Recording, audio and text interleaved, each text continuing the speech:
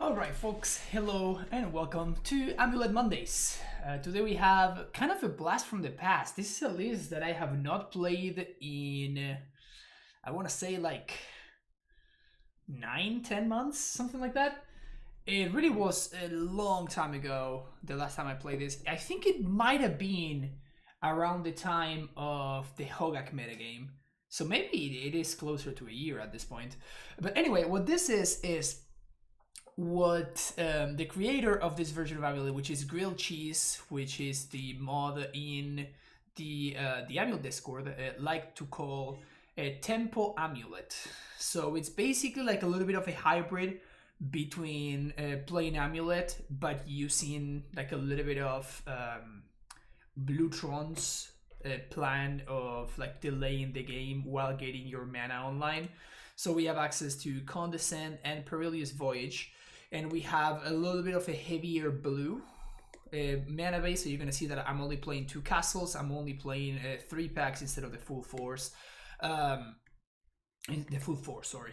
So it is a little bit of a different build, but yeah, I just basically I randomly found this list sitting amongst all my multiple Amulet lists over here, and I thought it was fun. It was probably worth it to try to bring it back. I did stream this deck multiple times. We tried and we iterated on this. We started off with Cyclonic Rift and Remand in our deck. Both cards were really bad, and they ended up playing out not in a good way. So we ended up cutting them. But you can find the VODs probably in my YouTube channel.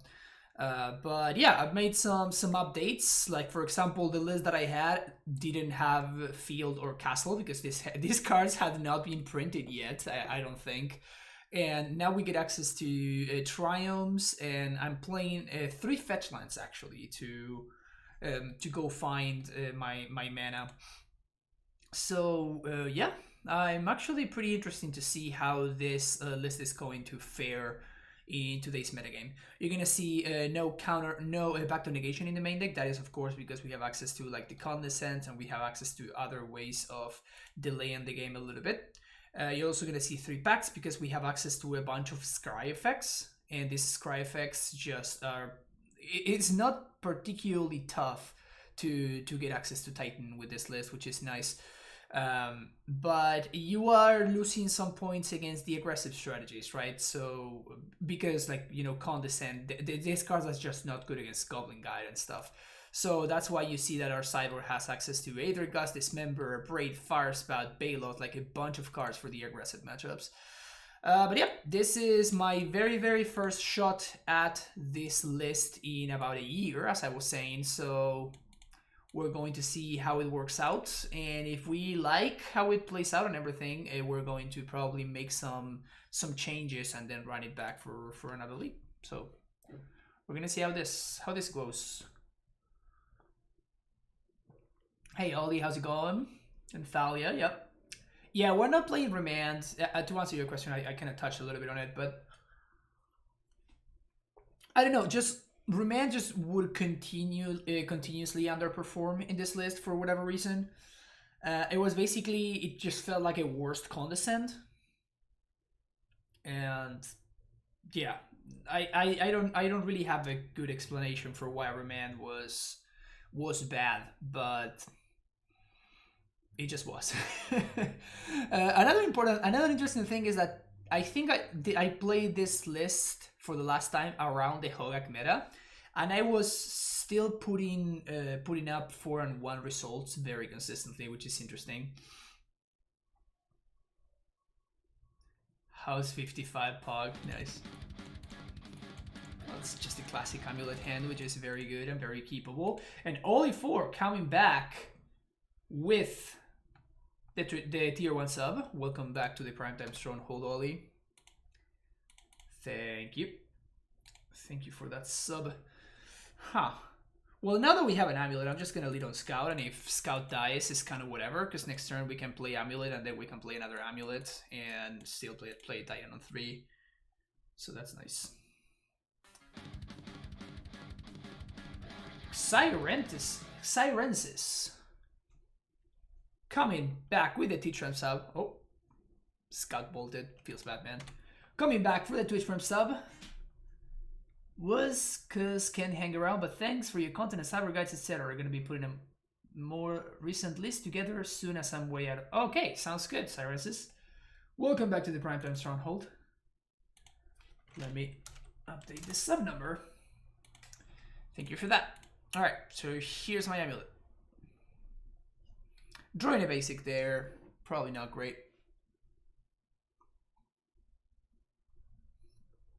I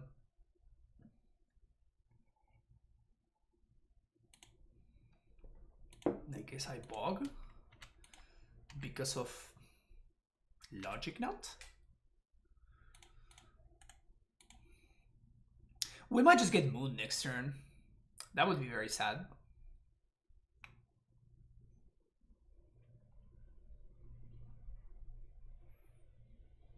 Looking forward to see how the deck works out. Good luck. All right. Thank you, Jack. Jack Duholm.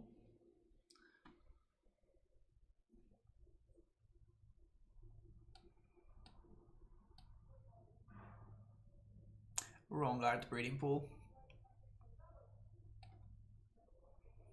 Oh, okay, so probably not Bloodmoon. Considering that my opponent has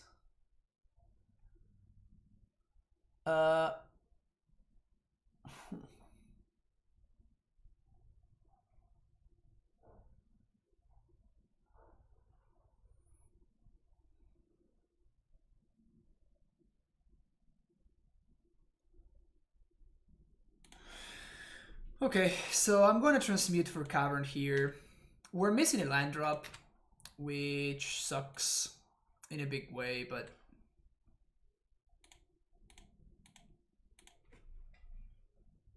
feels like it is what I have to do. So hopefully we're not playing against Reclamation.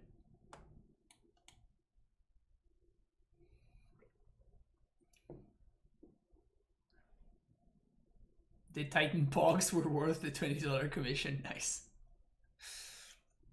So we actually have to bounce our Simic there, which really sucks for us, but we have to because like I have to make sure that if my opponent taps out, I can just punish them with a Titan. And the only way to guarantee that is by bouncing my Simic Growth Chamber. Them casting Growth Spiral and missing land drop is pretty huge though. Yeah, so now we're gonna get to Titan. Been enjoying streaming. Yeah, it's a lot of fun. I do love streaming. That's why I keep doing it. That's why I keep doing it. Just it's a lot of fun. Okay, so I think I'm gonna have to Vesuva my Bojuka Bog, which means that I'm going to do this, play my Primetime. Yes. Haste my Primetime. We don't have a kill here, unfortunately, but that's fine.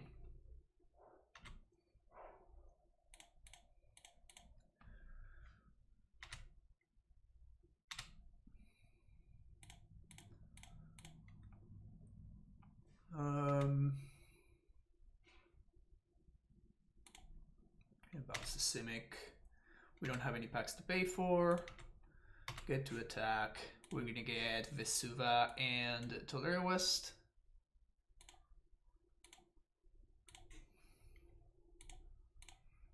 Bog my opponent. I don't want them to like end step. I don't know, like fetch, opt, and then we are actually facing an Uro. Like this way, it's just we're just done. Like we don't need to worry about the Uro anymore. And now we have a Primetime in play and a Tolera West in play, which we can transmute next turn. And my opponent is missing land drops and facing a 6/6. Play like a Pepe at first, and once I got used to explaining lines and interact with chat, I started playing a lot. Yeah, it's like everything, right? It takes practice. So we actually cannot transmute for a pact, which is exactly what we would like to do right here, but that's fine. So what we're going to do is we're just going to go to combat. My opponent's going to cryptic tap my Titan.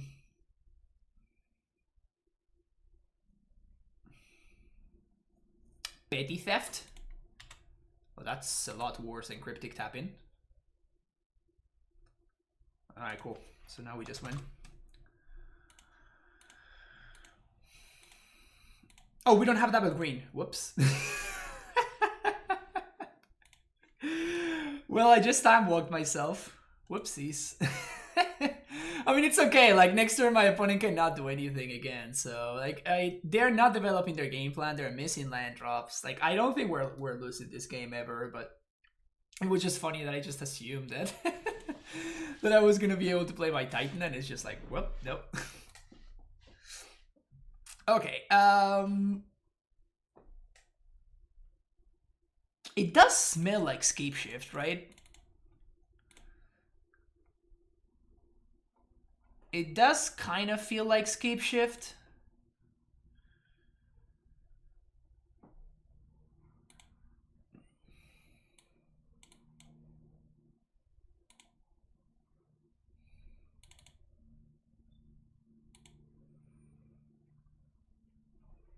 The question is, do I want... I don't think I want this guy, but I might want this guy right here. And of course, if instead of Scapeshift this is Reclamation, then we're going to want Rex Sage / Force of Vigor. But I don't think I'm ready to assume that my opponents are Reclamation. I think that assuming that they're on Scapeshift is more accurate. So we're gonna go with this. Apologies for not being here earlier, but what's the discussion about Voyage? Yes, so the idea for Perilous Voyage, Perilous, however you pronounce that, is that it's just a tempo card, right? We're just trying to hit land drops, and sure, we're just the idea behind this list is we're just trying to hit land drops, and we're just trying to develop our game plan in a disruptive way, right? So this deck likes to hold up mana a lot more than regular Amulet, and doesn't tap out as often unless it has a way to force through its plan, right? So it plays out closer to Eldrazi Tron. That's a good draw. It plays out closer to Eldrazi Tron. That's like the way that I would describe it.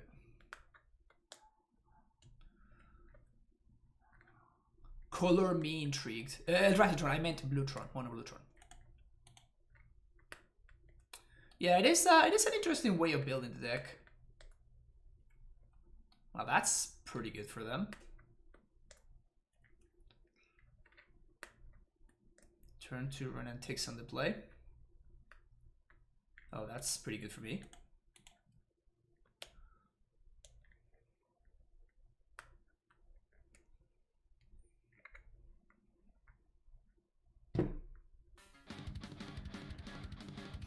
DNT24. DNT24 coming back with a Twitch Prime sub for the 17th month in a row.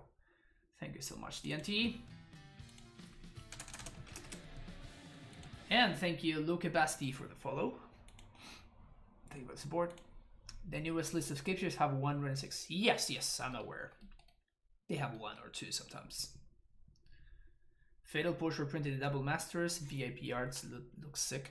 Yeah, I was actually going over that stuff. I was looking at the reprints. Stoneforge is getting reprinted apparently, which is cool, because that card is like $60 or something ridiculous. Sword of Fire and Ice is also getting reprinted, which is nice because that card is also ridiculously expensive. I think I'm just gonna gust this on end step.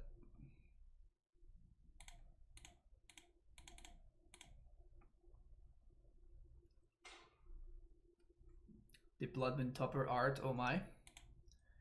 Yeah, that sounds interesting. The art topper is cool. Just like art toppers are the box toppers are just nice. I just like the fact that they exist.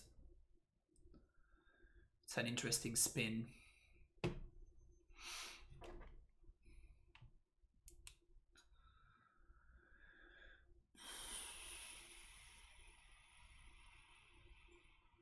We're in pretty rough shape here. Our opponent's ramping a little bit too much for my liking. Dryad? No.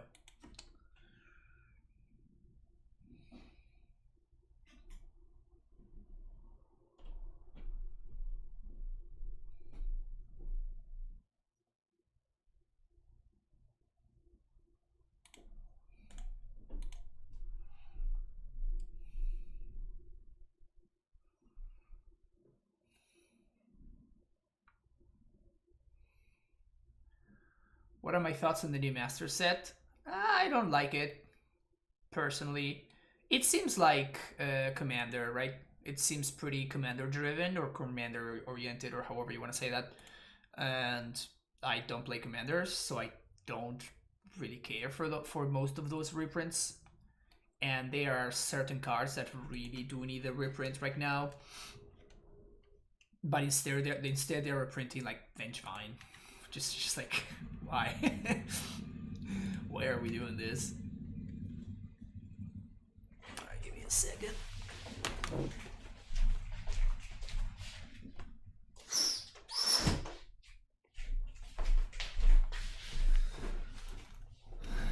My neighbor loves his motorcycles. Alright, let's try this again. We might get countered here. I think I care too much. I put it on top. Okay, that's not bad. Basically what I want to try to do is I just want to try to buy time. The problem is that they're going to have gusts, right? And they're like getting to growth spiral and stuff, which is pretty bad. I'm not gonna show them Condescend if they go for Scapeshift, because like we're not gonna be able to counter anything.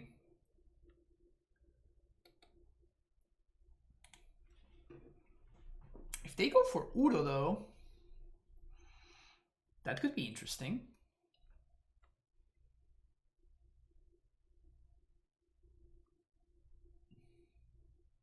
I mean, they just have too much mana at this point.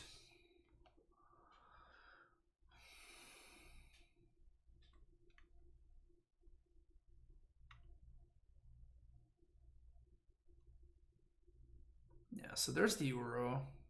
Nothing we can do about that guy.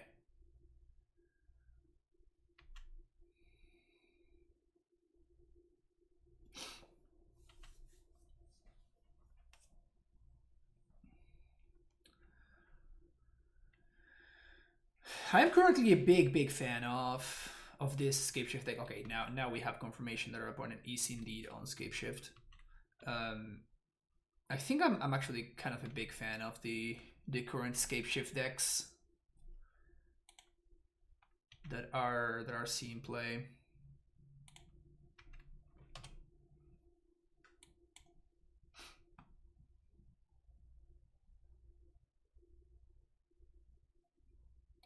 They seem really powerful to me.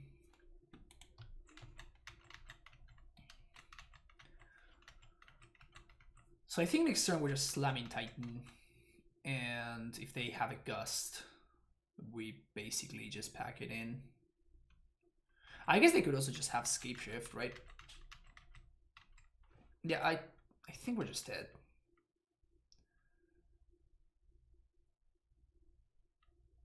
They have 5 cards in hand.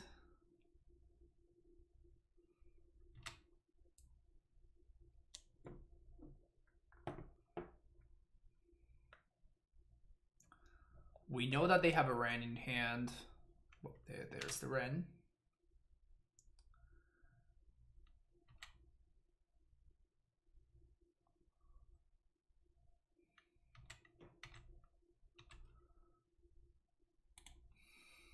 At this point, I'm just fishing for info.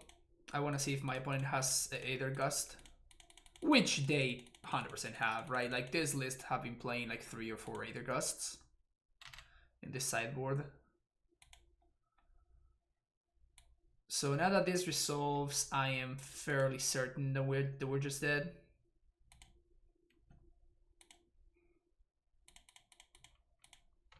If we had drawn Pact and Negation, we might have had a shot, but as is, my opponent's going to get to draw yet one more card before we get to trade.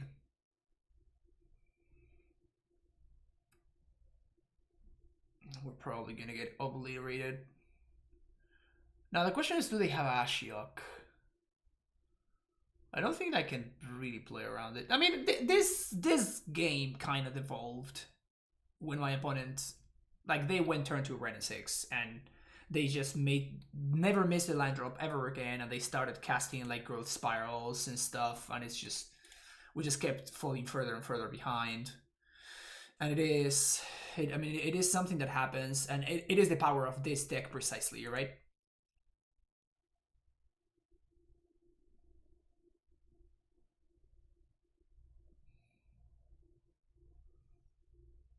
Huh.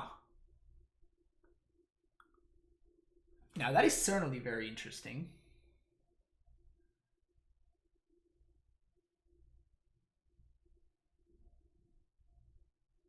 That actually might mean that maybe we have a shot here.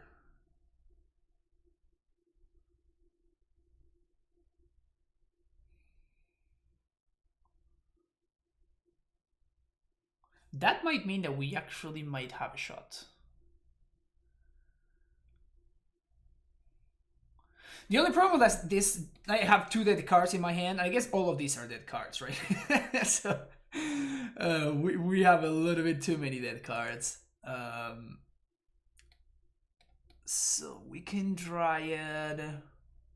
So I'm not blocking the Euro, because I need this Titan to survive, because I'm going to have to Pact for Dryad. See if I can force the Dryad through with my Condescends. Maybe they tap out for something unnecessary. It's getting tough to... Okay. It's getting tough for me to find a scenario in which we can win this game.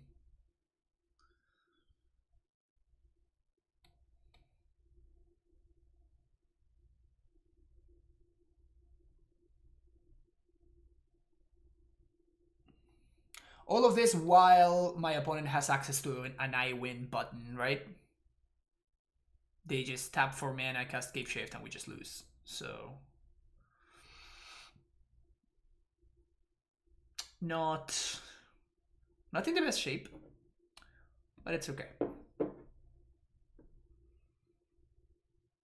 Eyes on the prize. Eyes on the prize, which is game 3. Okay, Mystic Sanctuary, get Cryptic.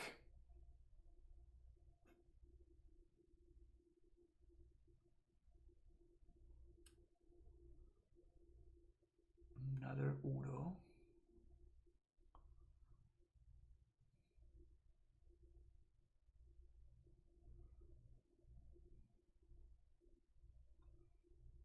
And they do not have the Scapeshift. That part we do know. 2, 3, 4, 5, 6.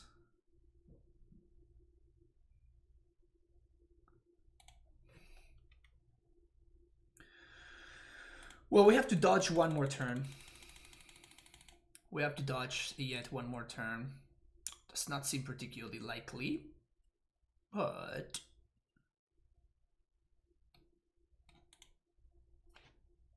it is where we're at. Also, I might need to copy my Radium Fountain, because as is, like, we know about their Cryptic, so they can Cryptic tap my team, and then... what is this?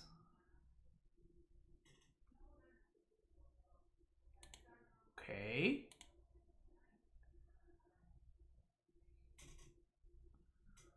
Oh, they top deck the Gust? Brutal. Oh, no. That's fine. Alright, so this resolves, so I'm gonna bog them.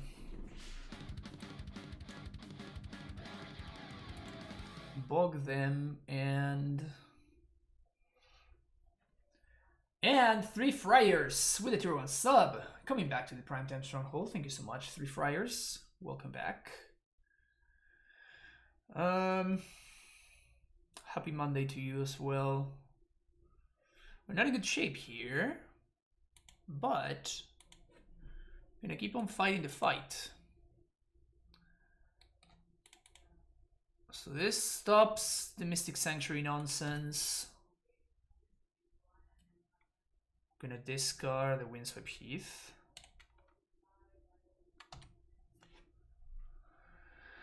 We're just dead to Scapeshift. Also kind of just dead to this Uro.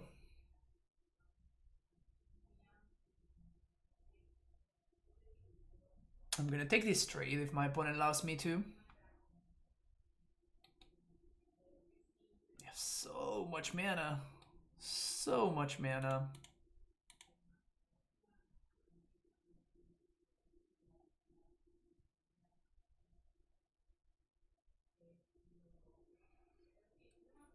They don't seem to be playing field, which is good for me. There's a Scapeshift. Yeah, so I assume that they have way more than enough mountains left in their deck.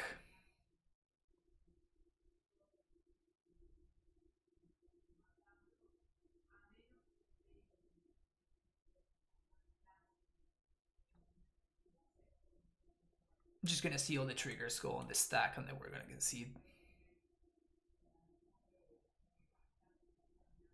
But I think this list play like 4 Triumphs. Yeah. Yeah. Alright.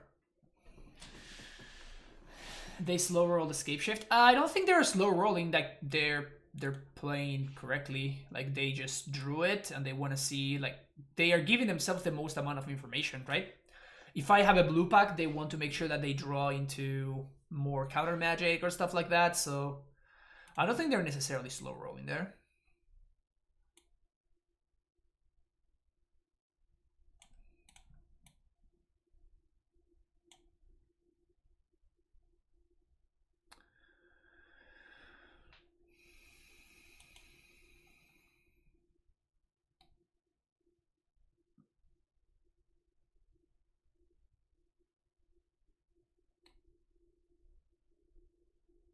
I don't think I want that.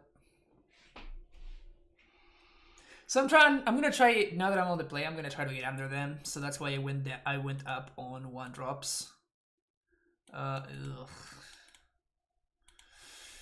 We do have access to the cavern, which is nice.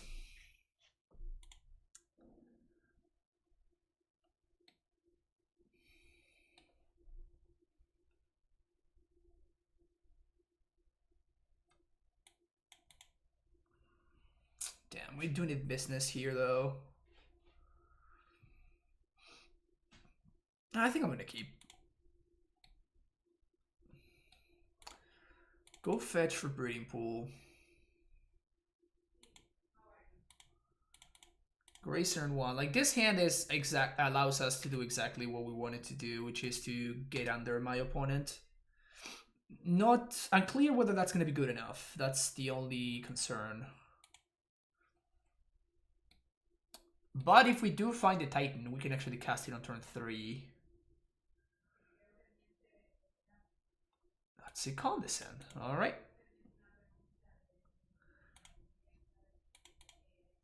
Alright.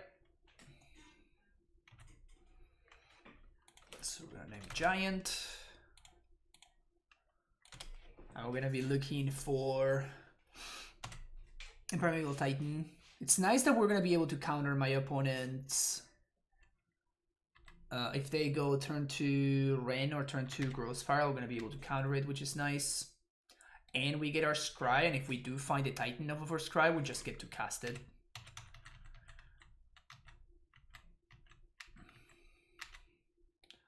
And now we actually have access to counter magic, which is pretty solid.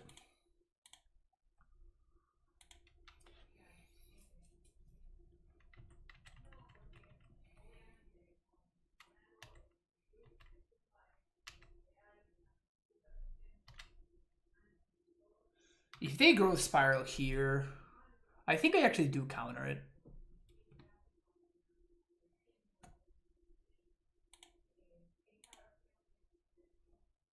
Do I? Yeah, I think so.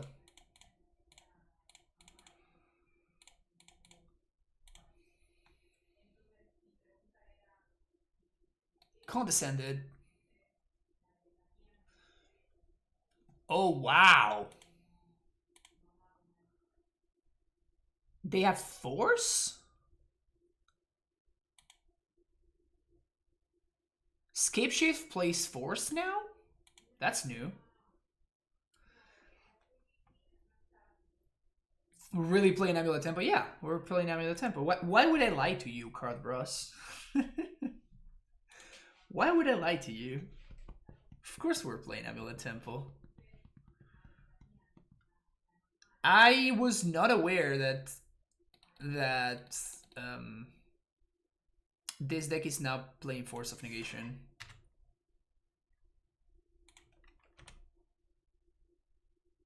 I was not aware. Well, I guess I'm just looking for a Titan now. Just not two words that I've seen back to back before. Amulet Tempo.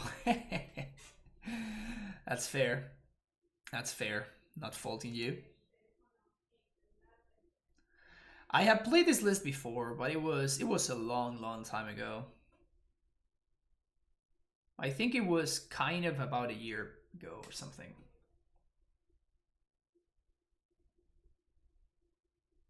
Blood Moon. No Blood Moon. Okay. I mean, if we find the Titan, we just win the game on the spot. So we kind of have this draw to find a Primeval Titan. Prime time.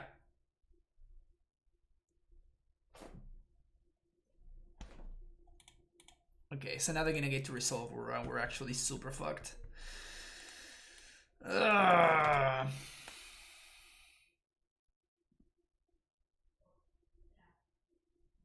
And even if we find the bounce line, we're not gonna be able to transmute this next turn. So unlucky. So unlucky. I'm very surprised that they had force. They can't be playing too many copies of this card. Maybe this is a sideboard card? I saw that there was a Scapeshift list that did well over the weekend, playing exactly one copy of Force of Negation. One copy. Trust me, I did the math. Kind of situation. All right, Titan off the top, right here, right now. Clap. Okay.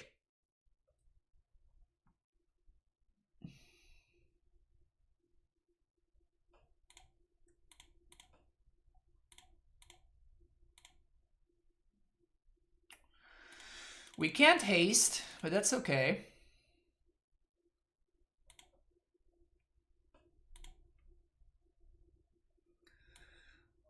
One, two, three, four, five, six. So they have 6 lands in play, so I definitely want to gain 2 life so we don't die to Scapeshift. And then I'm going to get Simic Growth here.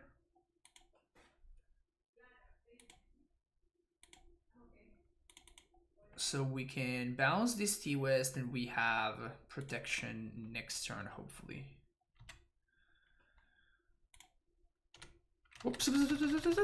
No, not F6, not F6. There we go. Oof. Gracer being able to attack, saving my F6. Whew.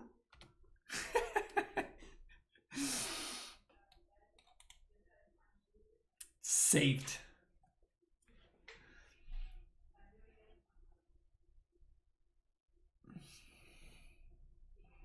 All right. Well, these 3 zombies are jumping in front of this Uro. That part is easy. Are they gonna find a land? Is the question. They did. All right, so that's potentially problematic. Block, block, and block.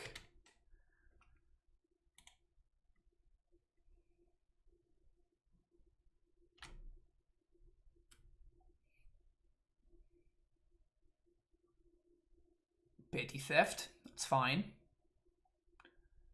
Perfectly fine. My opponent tapping out on their turn is exactly the game that we want to play. Or like casting spells on their turn or whatever. That is exactly what we want them doing. Basic Forest. Alright. So we're gonna start here. My opponent's probably gonna Cryptic tap my prime time.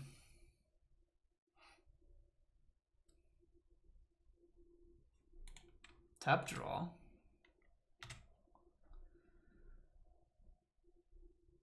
Now the question is, do we want to go get another Titan and then transmute for...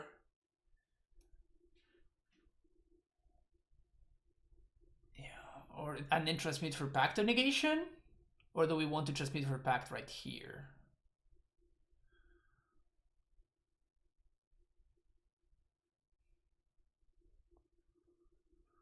One, two, three. 1, 2, 3, 4, 5, 6, 7. So we can transmute plus Titan.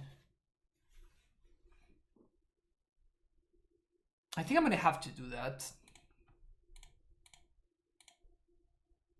And then we're gonna get another Tolera West, another Simic. And the reason why I think we need to do that is because I actually cannot really Pact here because I would die to my opponent bouncing one of my blue sources. So we are in a little bit of a pickle.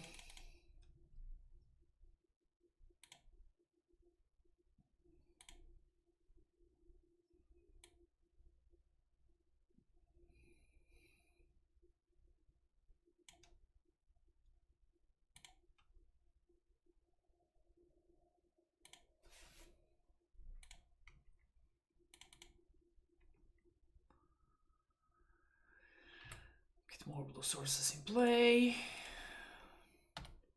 Pass the turn.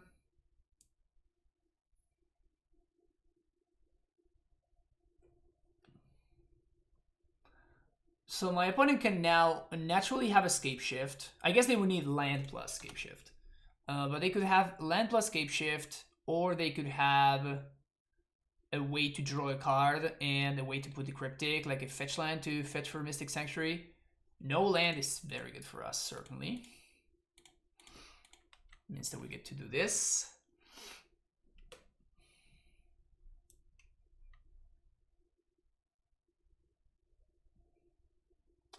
We trade with Udo. Good for us, obviously.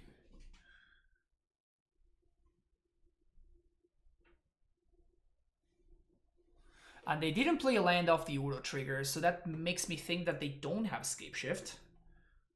And if they don't have a Scapeshift... Okay. 1, 2, 3, 4.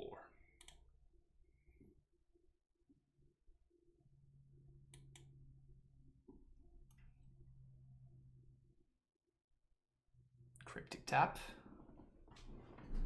No. Green. Okay, so I guess that we're starting here. Transmitting for Pact of Negation.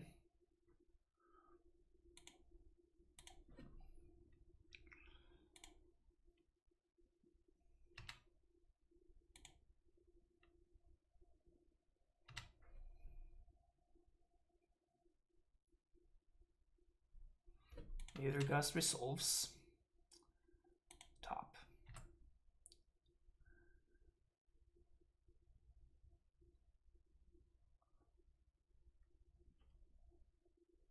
Second Aether Gust. That's pretty annoying.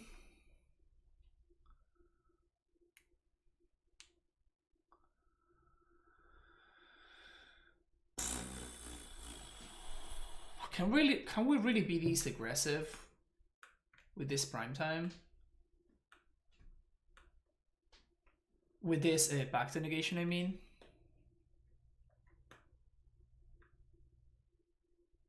Ugh. I guess I have to be, right?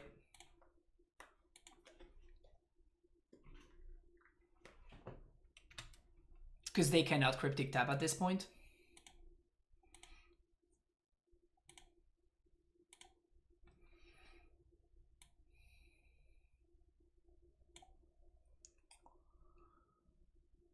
So I have to try to not fetch.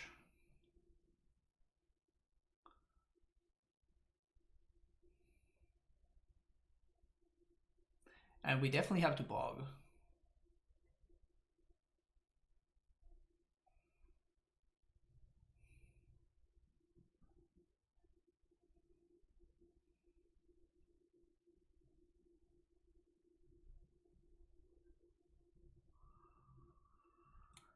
We have 1, 2, 3 blue sources, 4 blue sources.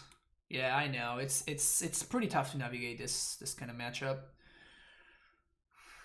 Do I need to get Ghost Squatter is the question.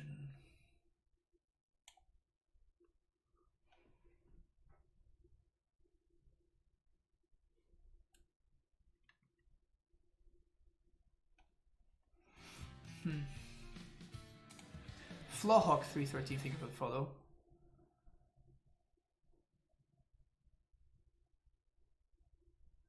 Okay, let's do this. Bog them. Well, Radiant Fountain doesn't matter anymore because they have access to Brazen Boar. Oh no, we can block! Oh, we can block, chat. That's kind of sick. I had forgotten that we can block. Sure, let's gain life. So it would seem that my opponent is probably either missing the Scapeshift or they're missing the lands. One of those things has to be true.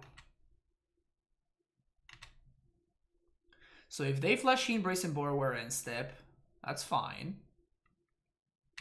They still need to either find... They're probably just...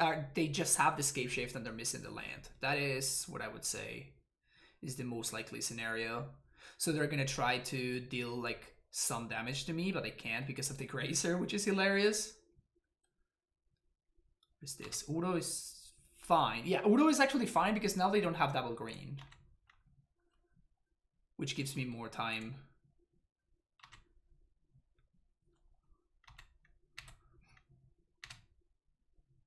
%100% blocking here. Reach, baby, reach. Killing the Valakut with... Yeah, but I cannot really do that turn, right? Boom, boom, boom. Yes.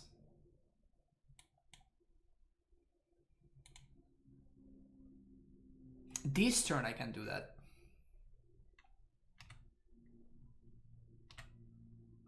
If they don't have another Aether Gust, of course.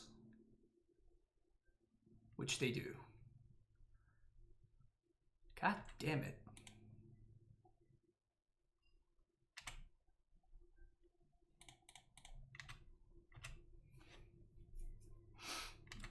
I hate that fucking card.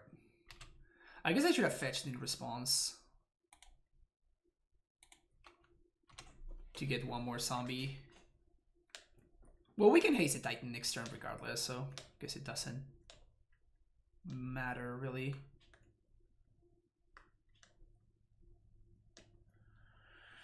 Alright, they found the last land that they were missing, so we're probably gonna get Scapeshifted here.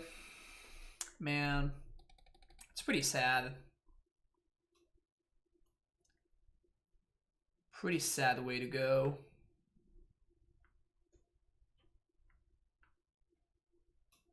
Yep. That sucks.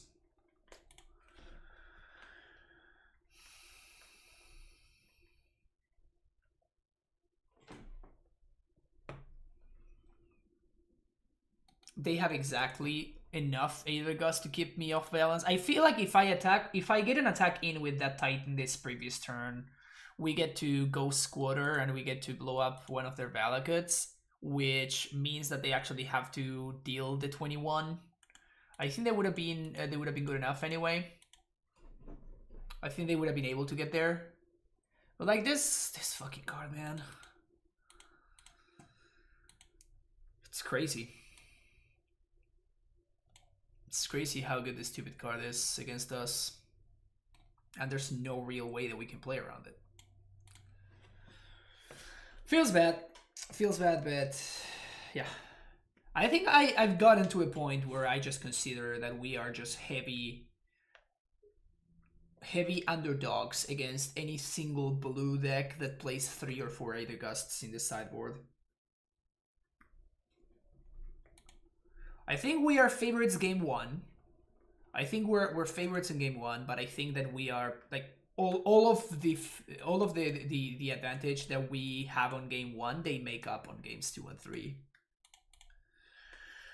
This hand is a little bit too awkward, unfortunately. So we're gonna ship it. This hand is a little bit better.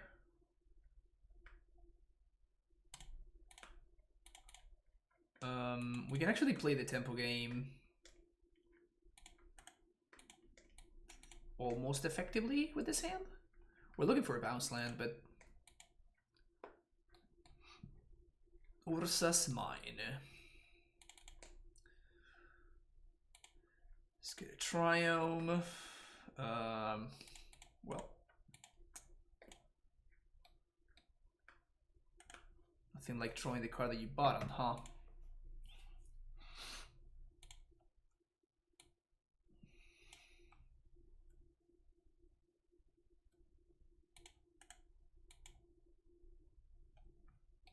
It's not a good card in the matchup, obviously. Okay, so hopefully they have turn 3 Tron. Nothing to do about that, unfortunately. But if they have like a Karn, we can at least counter it. A Karn of the Liberated Barrier. No, don't have that one. God damn it.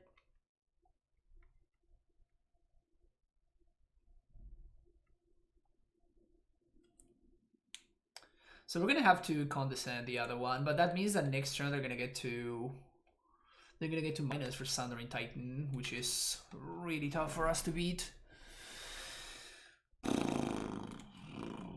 Wait, what?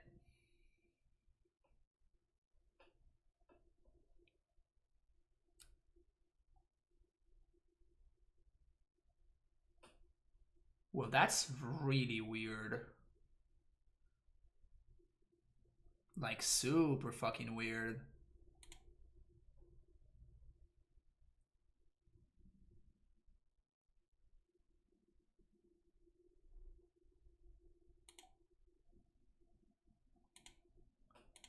Gotta be Blue Tron. I really doubt it. I think this is just like one of the real versions of Tron.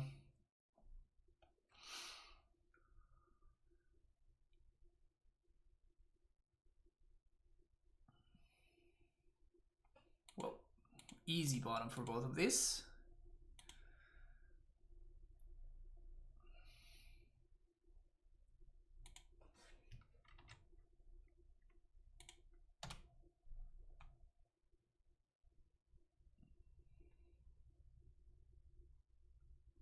Oh, it is Blue Tron. Still, like, why the hell would they...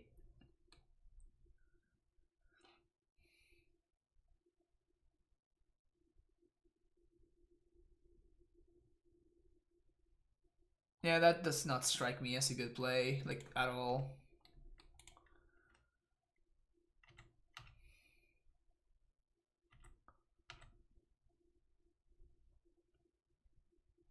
It's pretty good.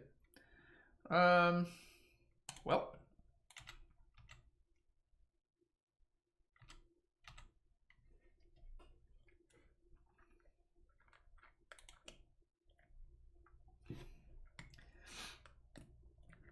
If Favorite Play wasn't solely in the probably was popular with almost the whole deck being repeated in M21 and M. Yes, that's true. That's true. Like, if people were like having trouble with with the cards from Tron, they can definitely find them pretty easily now. Walking Ballista.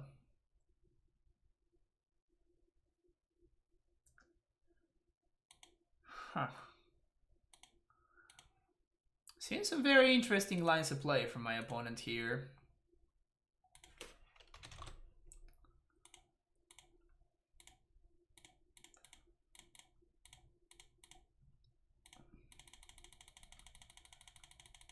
Very interesting lines of play, and by very interesting, of course, I mean probably wrong. Well, that's fucking cute.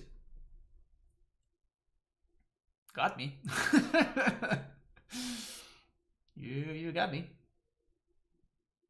Gifts ungiven? Oh my god, I have not seen any gifts from Tron in... Wow. This is the first time I had this card cast against me from a non-storm deck in probably like 4 or 5 years. What was the play? Oh, my opponent, instead of going for Liquid Metal Coating, they minus to get a Chalice on 1, which was super weird.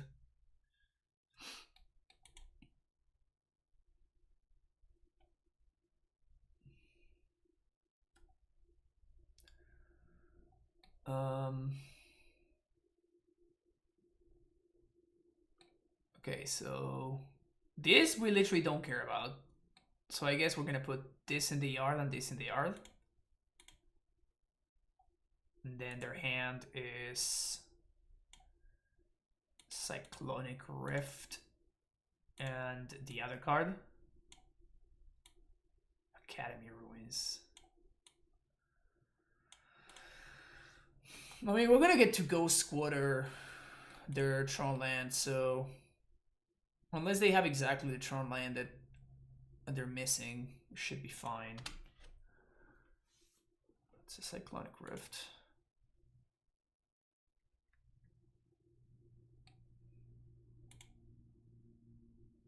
So this thing can actually get around Cavern, which is annoying. But we still kind of have to play it.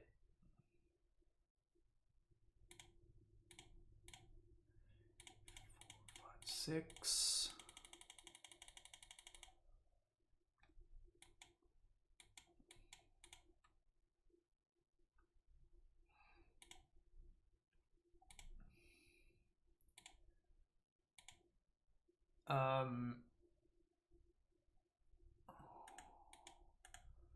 So I guess we're gonna upkeep here. And if they can activate Academy Ruins if they want. They don't. Okay, cool. That's fine.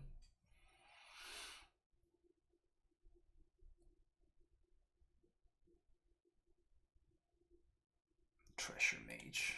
Okay. It's gonna get the big Titan.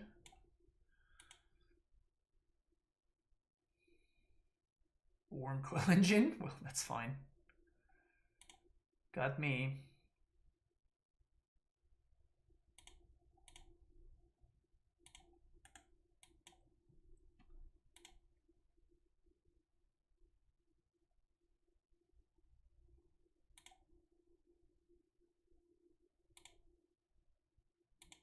Another worm.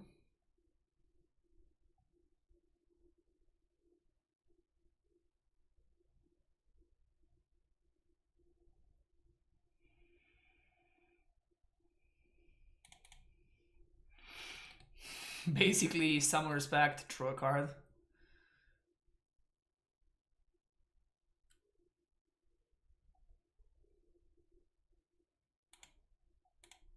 One, two, three, four, five, six.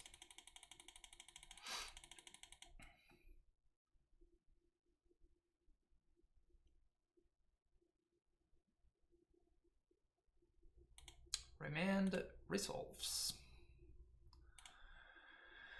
Well, we get to bog them now, which is nice. So we can go field plus bog.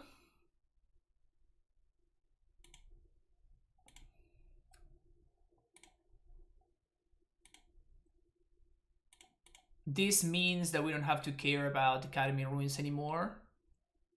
We do have to care about card minusing. But Academy Ruins seems to be more problematic at the moment.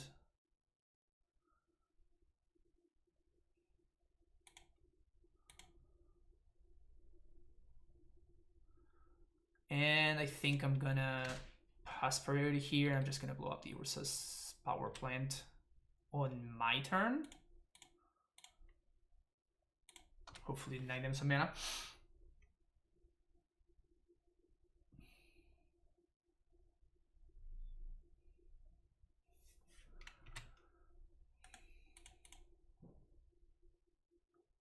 Hopefully they don't just like finish up Tron like they often do, just like casually drop the power plant. Ah, you love to see it. You love to see it. That's really funny.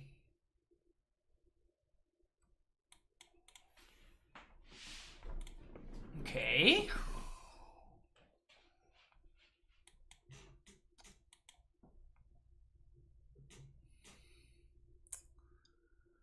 So they do finish Tron here, but they play a Wormcoil, which doesn't really do anything.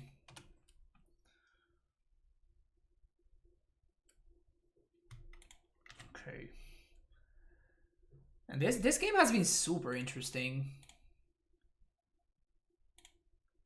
Though, to be fair, it has been mostly interesting because my opponent has been making some weird plays. 1, 2, 3. So they have to do Condescend for how much? 3. We can only Condescend for 1? 1, 2, 3. That's really awkward. So we cannot really leverage this Titan effectively. I think that's fine though.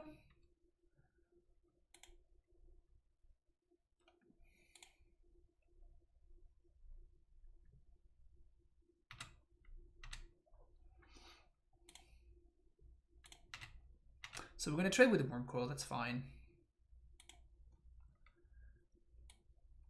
Oh, no, this is not fine at all. This is not fine whatsoever. Because Karn is going to destroy me. Okay, so what we have to do is... we have to reset this Cavern. So we have to play Cavern on Dryad. So I'm gonna get Valakut and a Bounce Land. Because they have... I exiled their... what's his name here?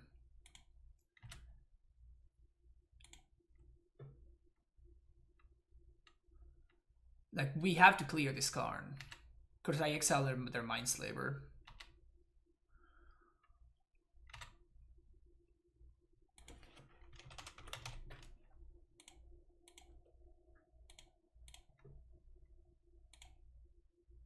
One, two, three.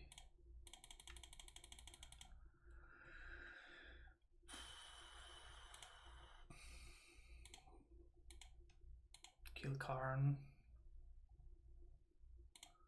Always yes, always yield.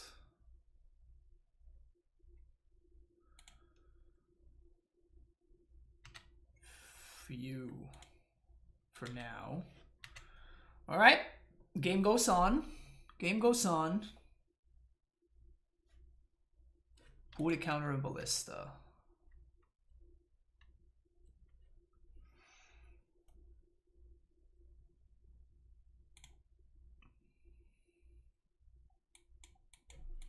Game has been wild. Absolutely wild. 1, 1, 1, 1.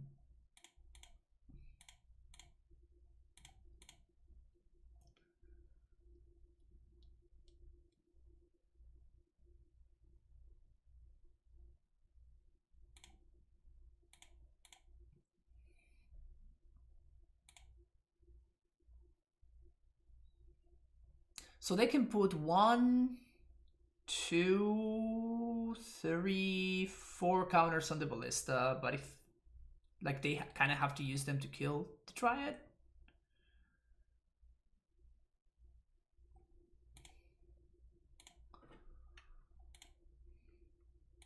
Let's block like this.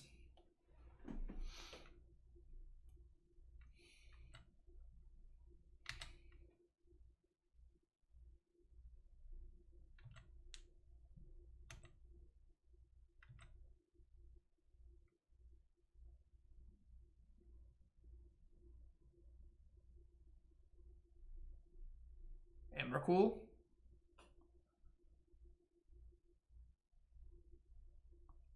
Six ballista. Okay.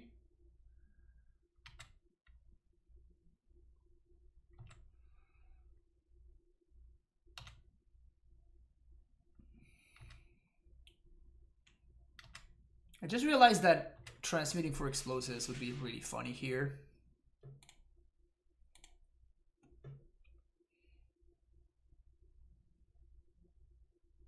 We're definitely going to be transmitting for a Titan, however, because my opponent can't answer it.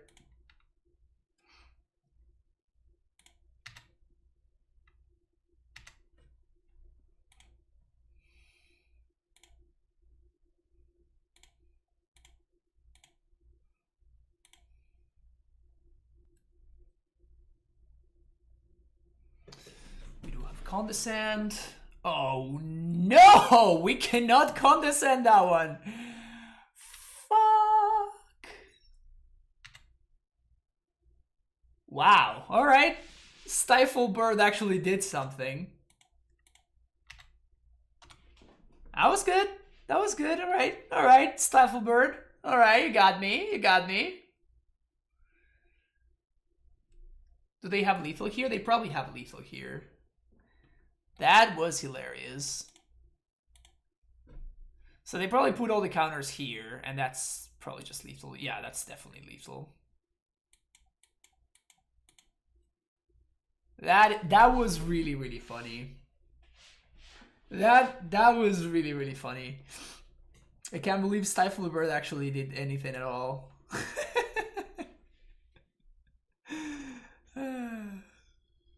That was great. That was great. No complaints there.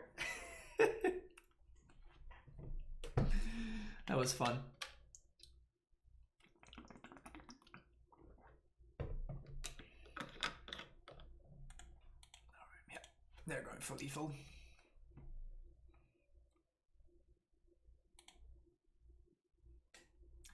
Alright, aberrates. Disputes. Rhyming up.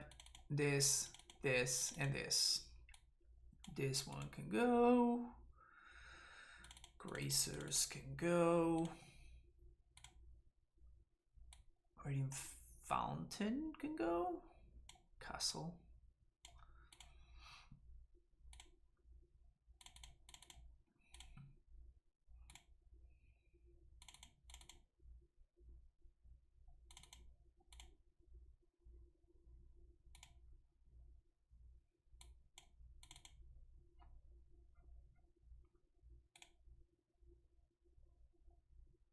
Yeah.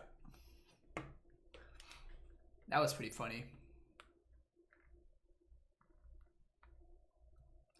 Stifle Bird actually doing something. You don't see that every day. You don't see that every day. It's a super controlling hand. I'm gonna keep it because we're on the play, but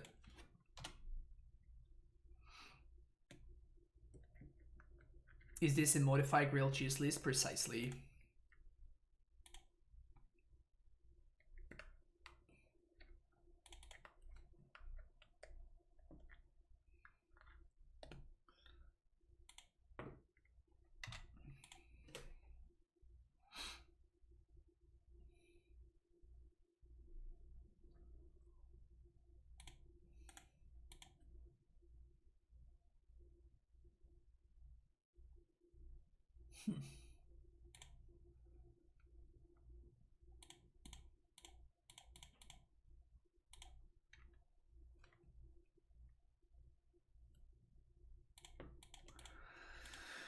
Easy bottom.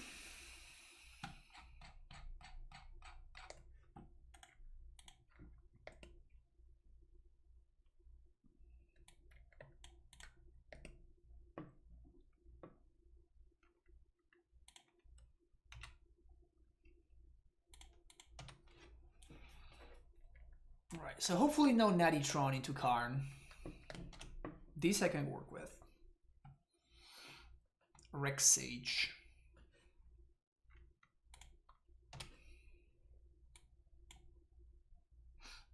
Just rocking Batman League over here. Like champions. Chell is not doing anything really.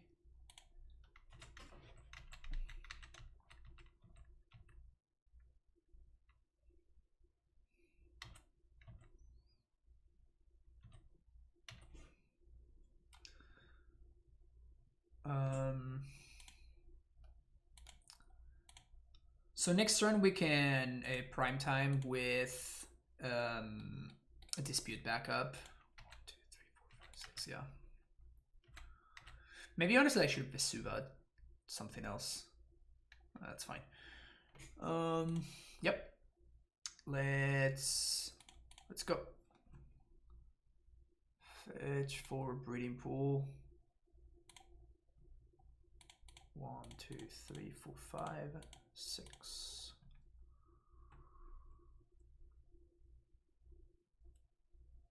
They might have force and negation.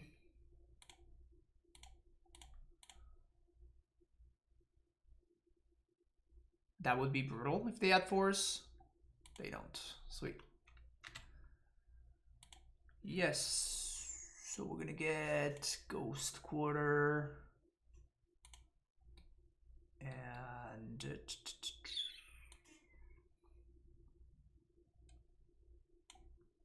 Simic.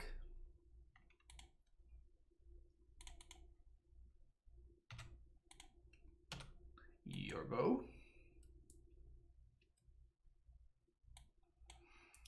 So they need to finish Tron and do something really impactful here in order for... And they don't.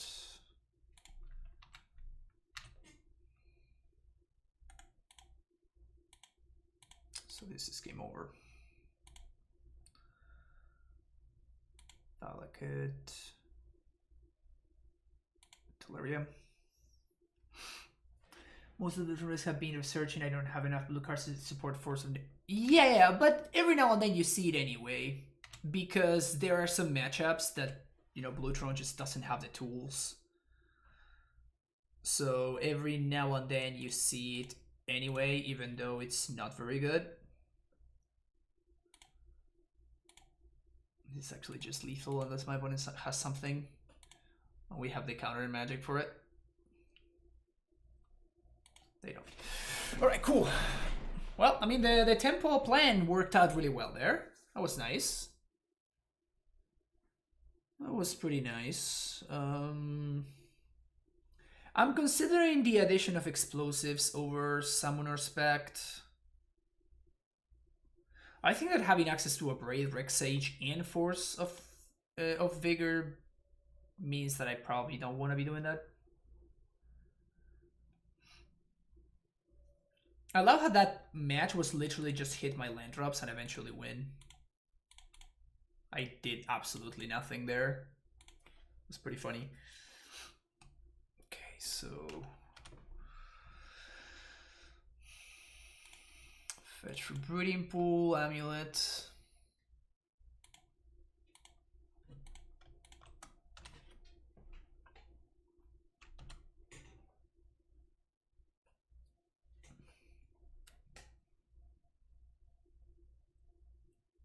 That's interesting.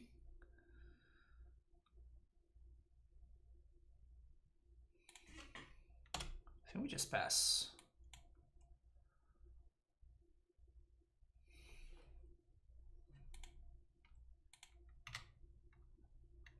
So they're holding up Remand, which kind of makes sense.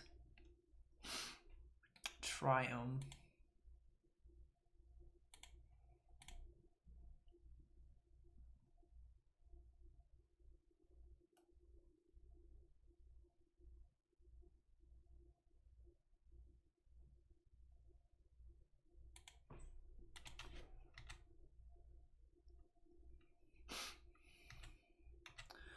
So unfortunately we're out of ETB tap lands, so this fetch actually does not net me mana because we We are the unluckiest. And we drew the Kitria Triome.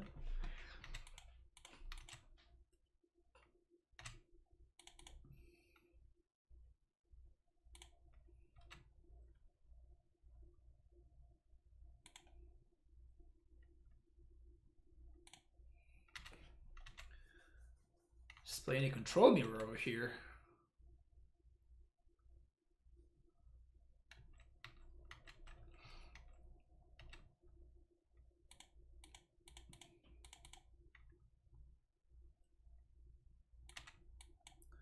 What's up?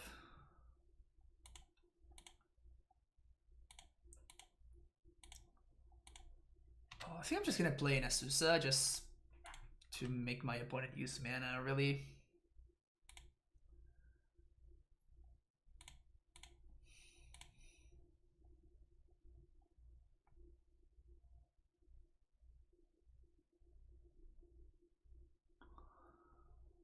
I could counter my own Azusa?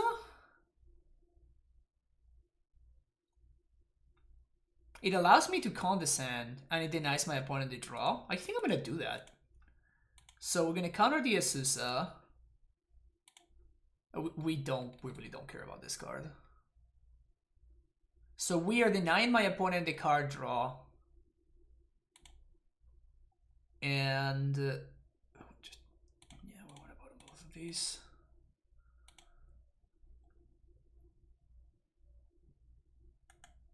Maybe I'm getting a little bit too tricky there.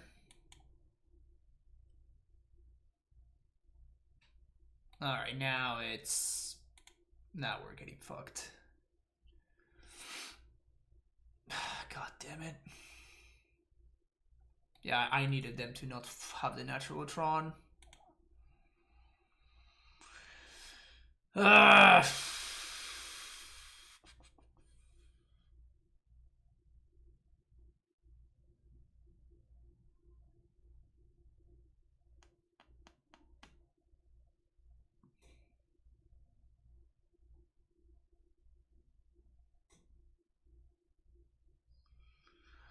I can counter this. I mean, it seems good to counter it.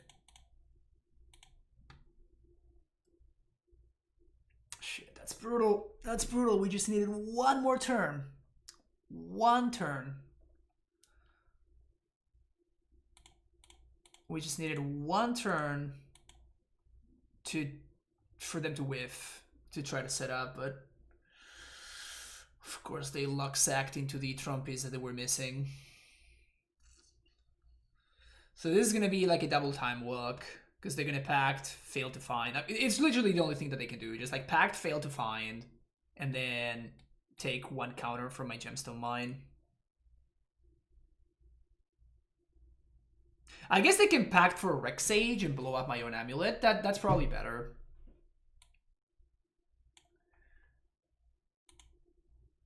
Yeah, that's probably better.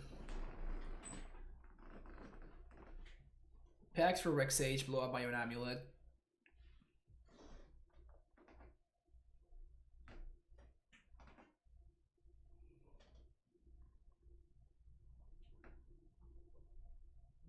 Crap.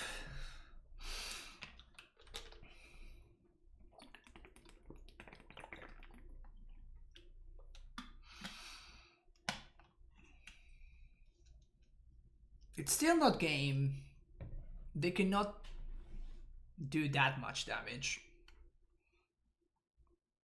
But if they have like any follow-up, we are probably... Oh yeah, that's a good follow-up. That counts as a good follow-up.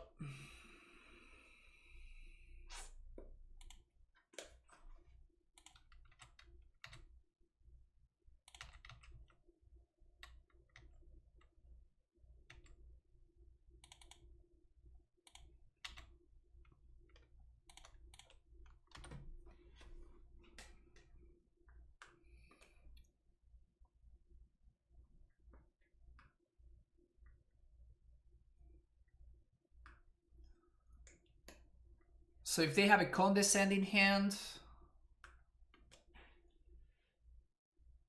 or no, they just have enough mana for the lock, right? Yeah, they just have enough mana for the lock.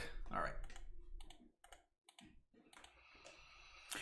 Man, one turn. We just needed that one turn for nothing to happen, and they just luck sacked into the only card that mattered, which was one of their 4 Tron lands.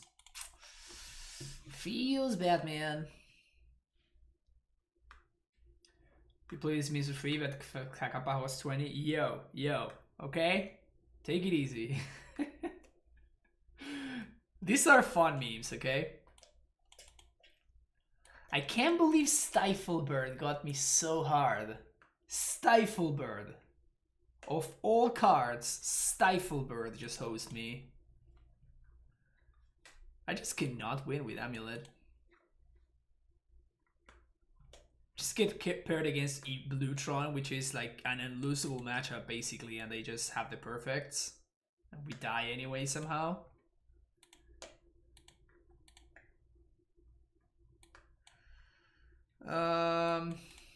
Now this hand doesn't do it.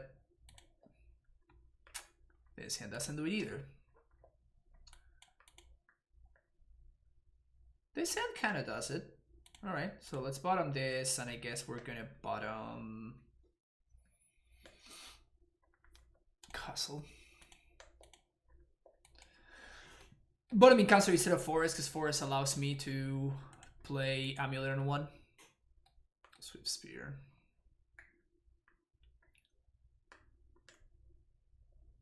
Alright. Sweet.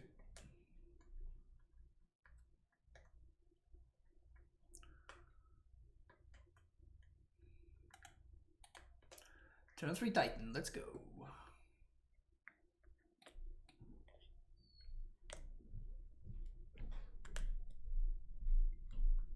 Just don't play a dragon on 2.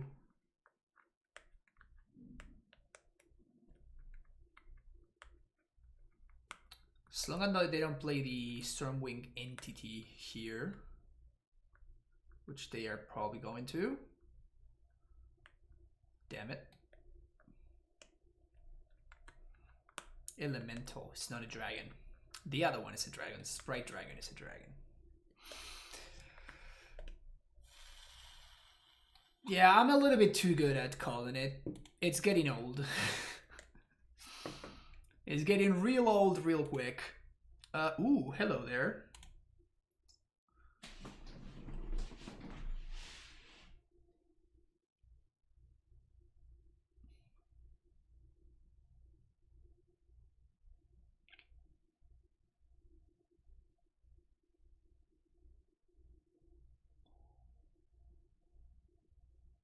Cool, so we can even play around.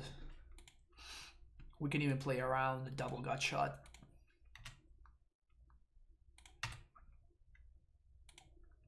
Four, 5, 6, 7, 8, 9. Yep. What's this? Pact. Zuza. Boom. Boom.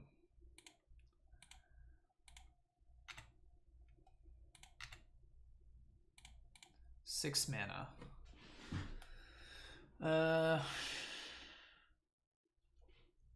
guess I don't want to. Oh, we have what's his name? Yeah, that's cool. All right, cool. So we have Gemstone Mine in this list. Poggers. Gemstone Mine and Slayer Stronghold.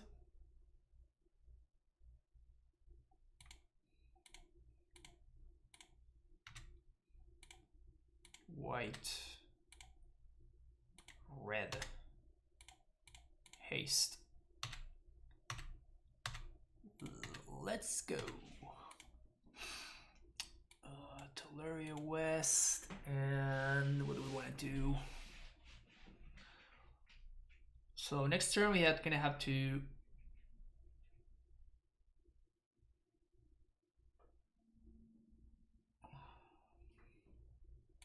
let's just do this. So they're gonna need to answer both my Titan and my Asusa for me to not be able to transmute next turn. Or they just have to play a Blood Moon, but I don't think they have Blood Moon in their deck, so...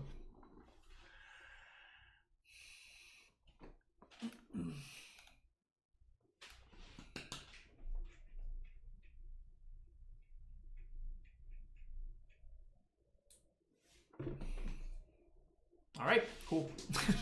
That worked out. Sweet. Dismember, Abrades, probably Aether Gust, Obstinate Baloth, Explosives, and Fire Spouts. Voyage. Feels like Condescend's gonna be too slow on the draw. Maybe we want it on the play. I doubt it. But definitely don't want it on the draw.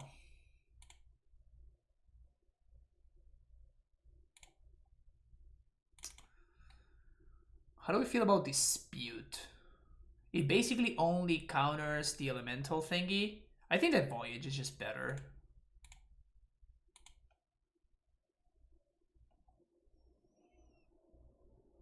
How many 6 mana cryptics are we running? The correct amount. Running the correct amount of 6 mana cryptics. That could be a cool meme league. What's the name of the 6 mana cryptic?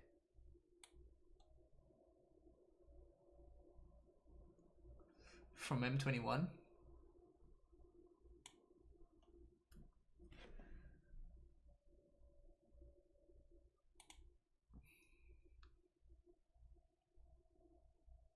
Sublime Epiphany.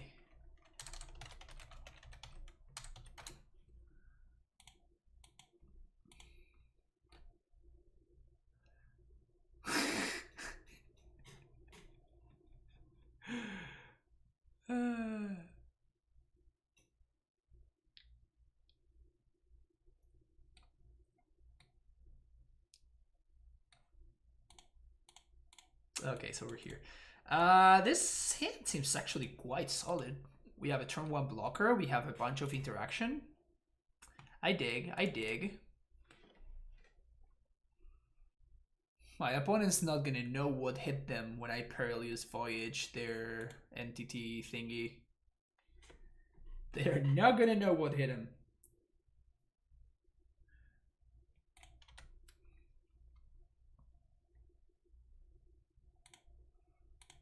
All right. We might be approaching a little bit too much interaction territory here. Funny that I could have Vesuva their Mire, I can still get Kitria Triumph.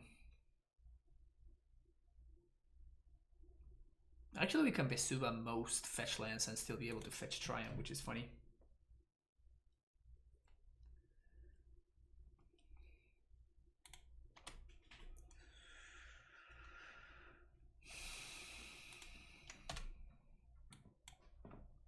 Why are they doing nothing, chat? I don't appreciate this whole doing nothing thing. Just no way they're playing Blood Moon, right? 0%er that they're playing Blood Moon. No way in hell they're playing Blood Moon.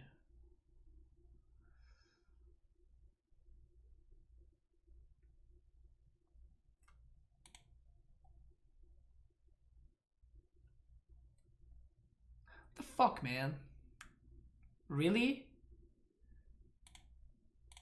Are we really just like playing Blood Moon on every fucking deck ever now? Is that the thing?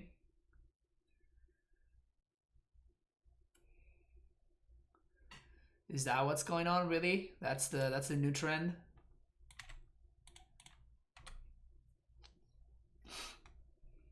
Shit.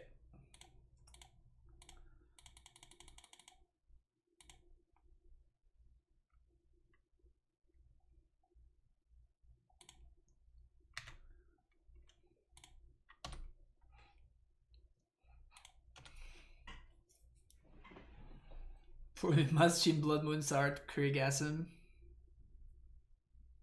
Too much value. You gonna stop going like this? Yeah. I'm unfortunately too good at calling worst case scenarios. Also, this doesn't bound in on a permanent that I don't control. Like, it only bounces something that my opponent has. This is the worst. They're gonna braid my explosives and then they're gonna play the moon. I can't even bounce to replay it. Brutal. I don't even get to scry.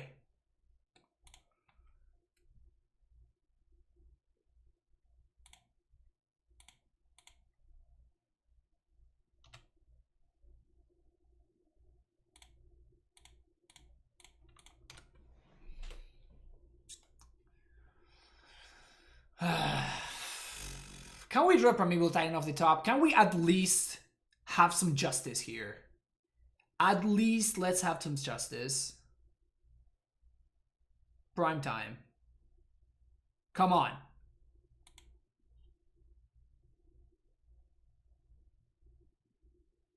Like they literally locked themselves out of spells, but they're playing Blood Moon regardless. Shit. Ugh.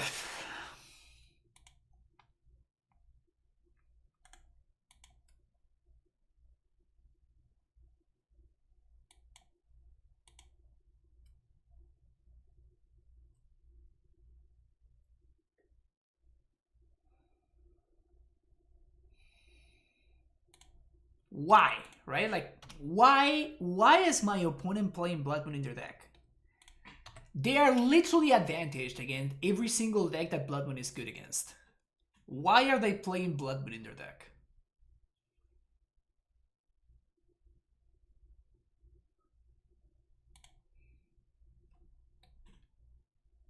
Just to tilt me. Just to tilt me specifically. This is personal. This is fucking personal.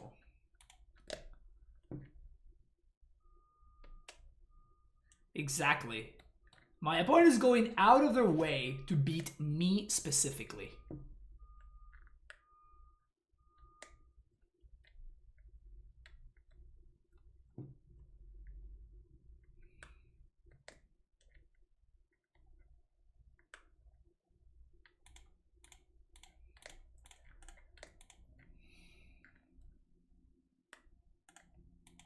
Guess I don't want F6 because they totally have a mutagenic growth right over there. They totally have a mutagenic growth. 100% have mutagenic growth.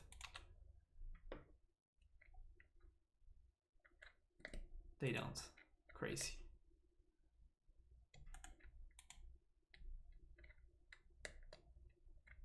Can I do anything against this Blood Moon? Yes, I can just like my opponent. I can deal with all my opponent's threats and like eventually find one of my few basics. 3 basics total. And once I do, I somehow, I don't know, like I cast a 6/6 and I beat them with a Colossal Dreadmaw. That's the plan. That's what I got. That is what I got. I guess also if I draw Forest into Dryad, I can transmute this for another explosives, or I can transmute this for another basic. That's why I'm not playing this one out. So if my opponent doesn't have any threats, like I still have a very, very narrow shot at winning this. But I need to find a forest now. Alright, alright, alright, alright, alright.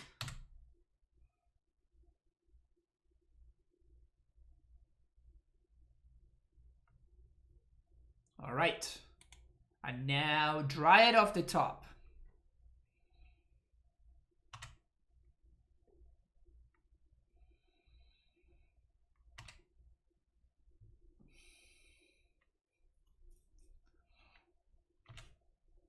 So they're probably going to blow up the Gracer, and we have to abrade their Swifty in response to the trigger.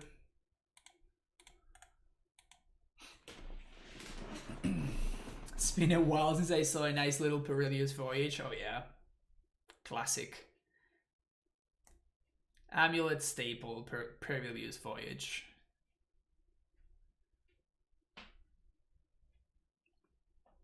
Can you Vesuva your forest? Not with not with Blood Moon in play. It used to work that way, but it doesn't work that way anymore.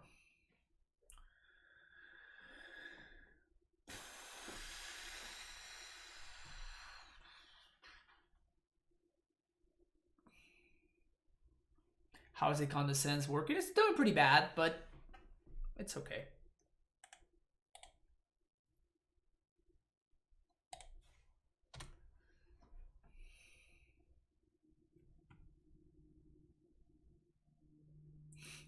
At least now I'll be losing to super beautiful Blood Moons. Fair. I mean, I don't think the art is that crazy. I think it's the best art for now. Like, no arguments there, but I don't think it's, like, that cool. It's okay.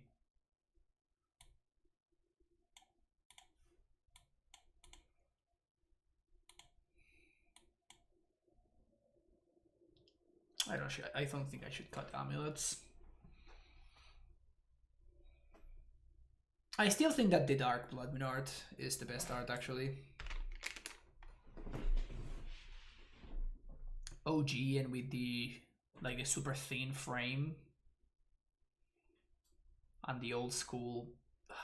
It's so cool. I think I actually have 3 of those.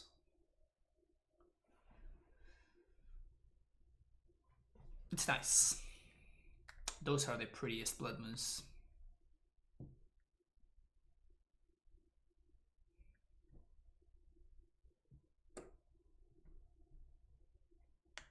It would look even better if it said band on the front. Like the ability bands.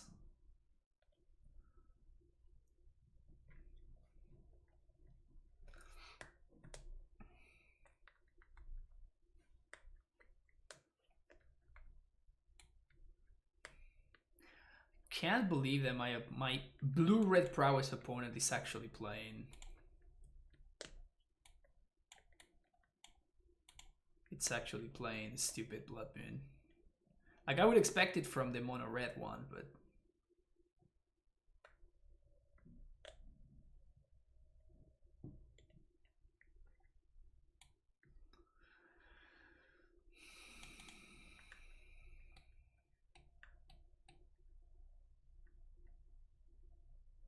No basic lands are banned. Well, that would suck for us.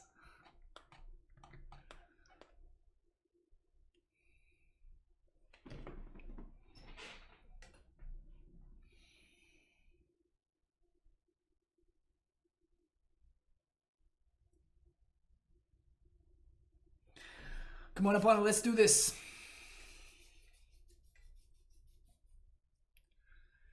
Let's do this. Let's go. Nope. Nope.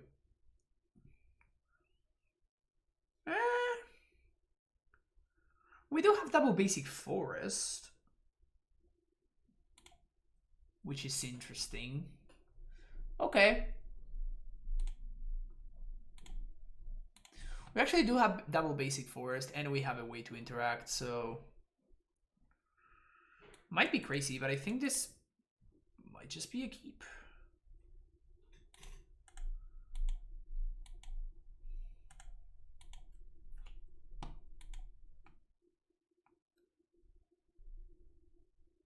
I'm gonna let them play a couple of dudes before I play the explosives, and then I'm gonna play the explosives and crack it on the same turn.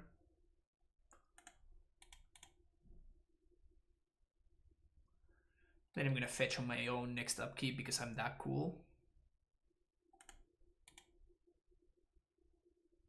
I know I'm fetching for a basic anyway, so.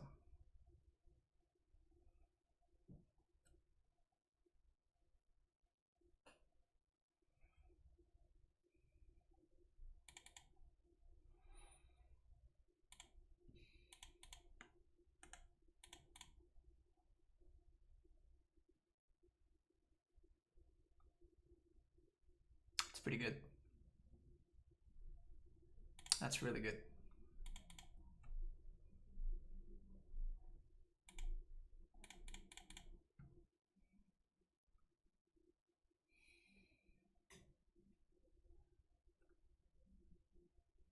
There's no way they have Aether Gust too, right?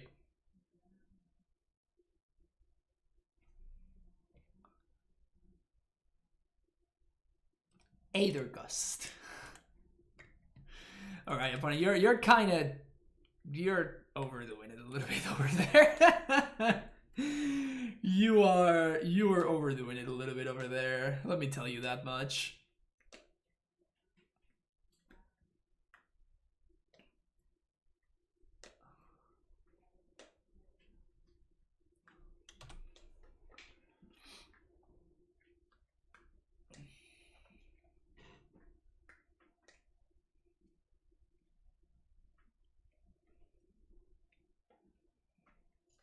Oops. Drop my phone. Do you also have like this thing where there's this little thingy, right, in the phone, and it's just super addictive to do this thing all over and over again? I don't really have an explanation. I don't have an explanation nor a reason to do it, but it's just I cannot help it. And then I just do this thing too where I just twirl it like this. And same thing, I don't have a reason why I do it. I just do. Is it just me? Like, am I just crazy? Is that what's going on?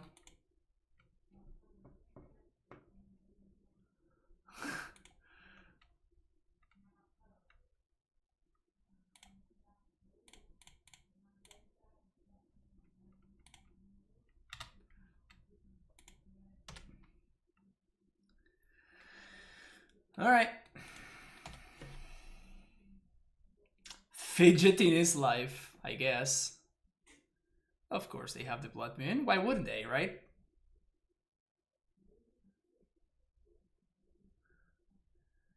Why wouldn't they have the fucking Blood Moon?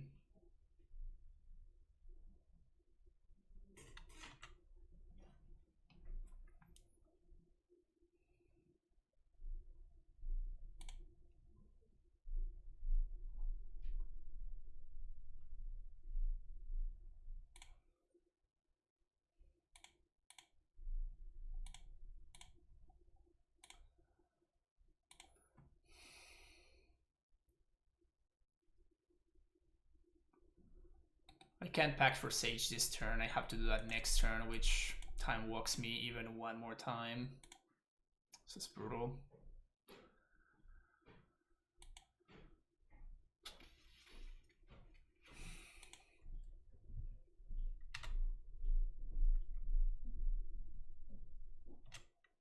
And if they have no way to trigger Prowess,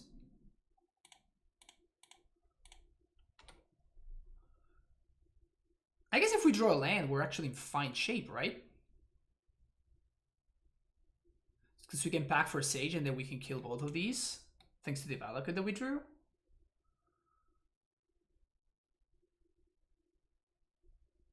Okay.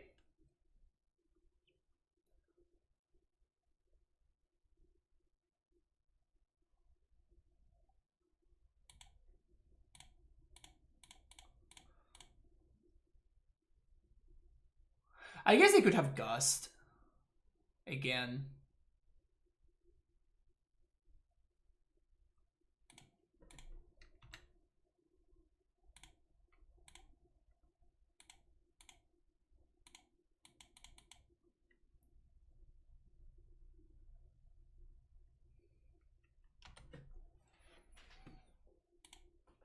Still living them back as blockers.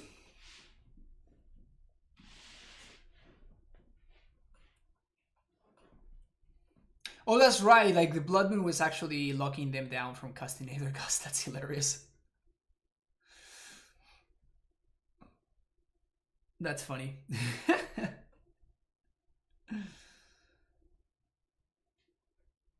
Surgical Extraction, my Summoner's Pact. You love to see it.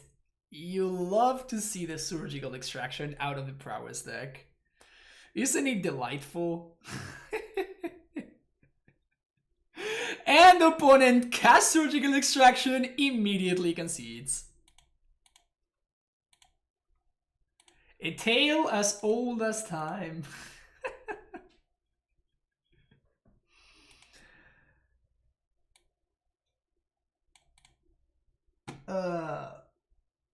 classic. It's just classic. Peak magic.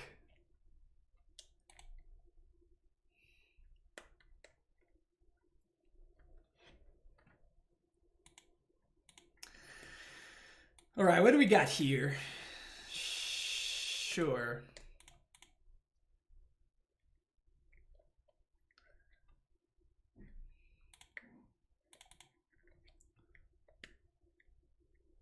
I think we get Breeding Pool here.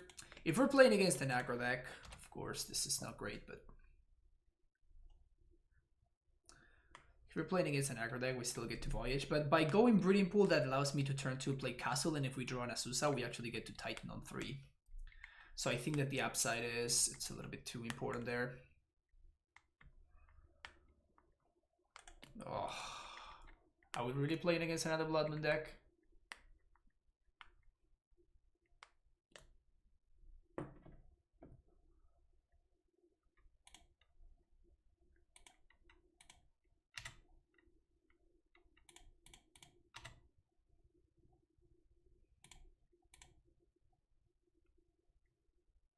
Boom.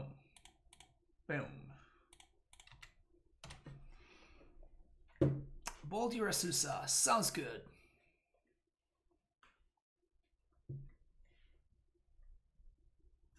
Playing Surgical Immortal just to know how your opponent sideboarded? Yeah, that's the trick. That's the tech.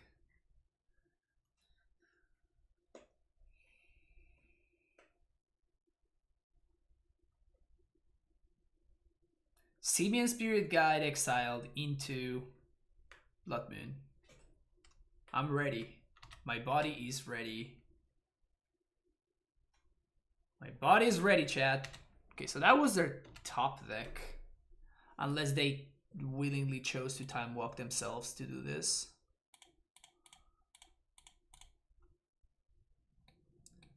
Amulet Tempo. Let's go. I'm doing this, of course, to prevent them from lighting up the stage this turn. Those are some nice ones to send to the bottom.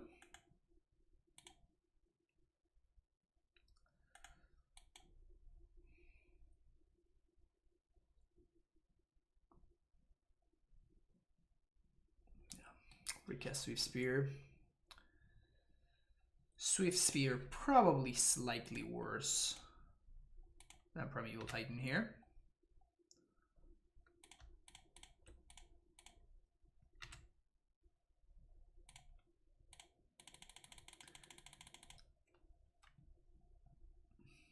So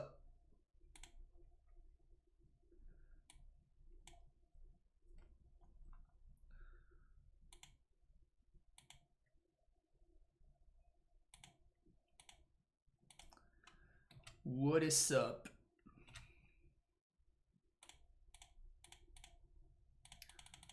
Haste there. Bounce here. Attack. We go get Field of the Dead and Triumph.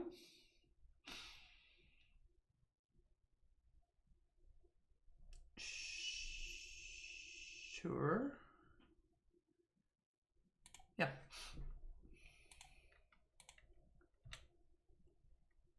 Second main phase Blade Gracer. Get some tokens. Yo, Sam, how's it going? It's been a minute. How have you been? What have you been up to?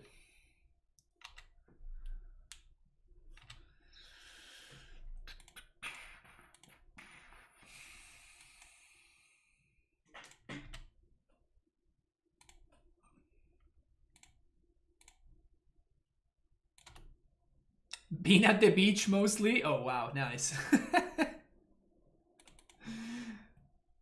Took a break from non-stop MTG. Good for you. Taking a break is it's a good move every now and then. So I think I'm assuming my opponent's in mono red Prowess.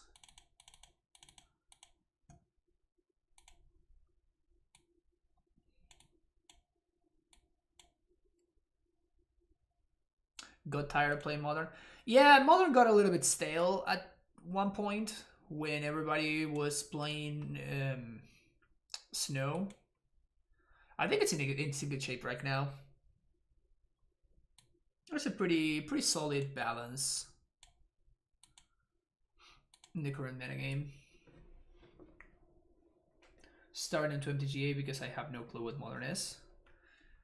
I mean, it's not gonna take you too much to get back up to speed, right? It's kind of still what it always is. There's some combo, there's some control. I like this hand. I think I'm gonna butt on the second Dryad, which is weird, but I really think that Gracer is that good in the matchup. Just wanted to try Standard. Yeah, Standard is not as good as Modern. I don't know if you watched the Pro Tour, like the what is it? I don't even know what's the name now. Is it the Players Tour, or did they change that? Whatever. The PT. The PT happened this past weekend, and it was like over 50% of the metagame Temur Reclamation. So yeah, that.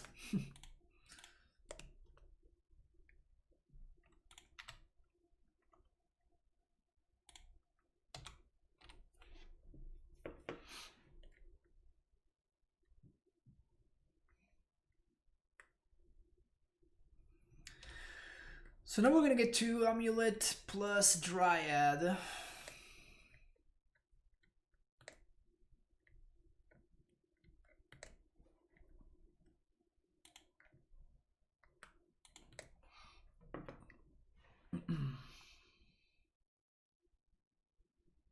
Alright, that's not the worst. I will start playing Modern again soon. Yeah, again, I feel like it's in a good spot right now, so...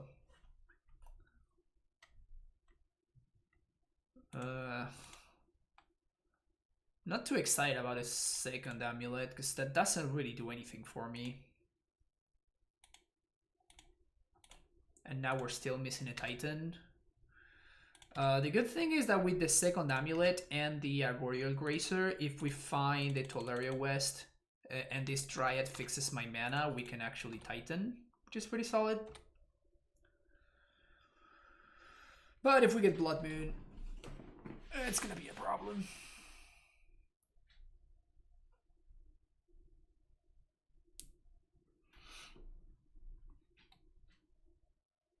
Not digging the basics.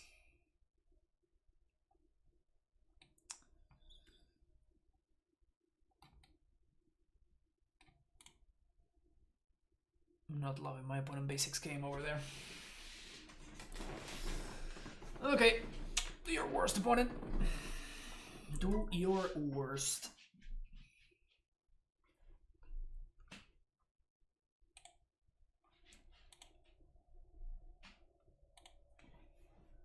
You got some Blood Moon action over there? What are you up to? That's 3 mana. That's the worst amount of mana.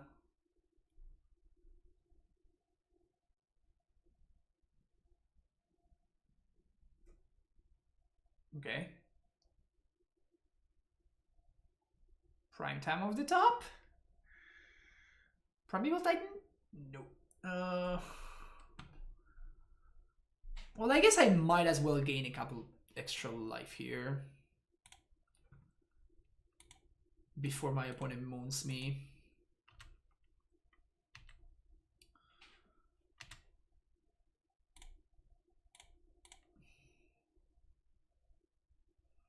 Yeah, sounds good. I will be here, so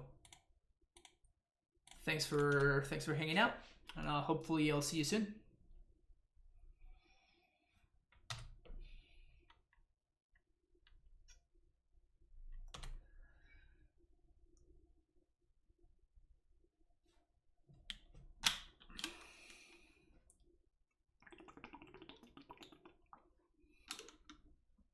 Okay, so this is a Bedlam Reveler. So my opponent's just discarding their hand. Yeah. That's I mean, Titan or bust, right? Story of my life, basically. Story of my life. If we find a Titan, we win. If we don't find a Titan, we might get locked out. Titan. Alright, so I guess we're gonna preemptively play around Blood Moon.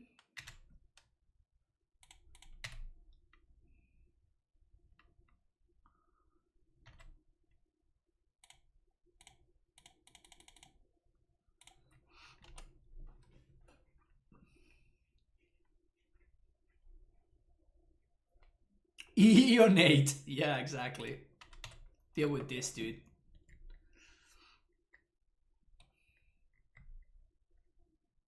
Actually, I had never paid attention to the Bedlam Reveler art. That's kind of sick.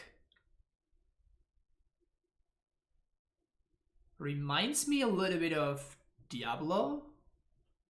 You know, like dungeon, and then you have the dude, and then like a random monster sneaks out of nowhere and attempts to kill you. Yeah, it's pretty awesome. I'm not gonna block here. Guess I am.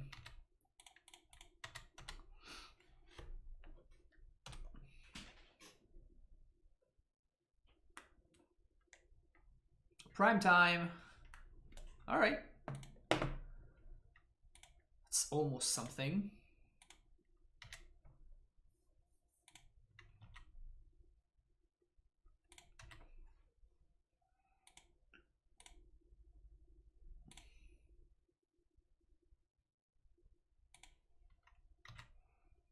Something good.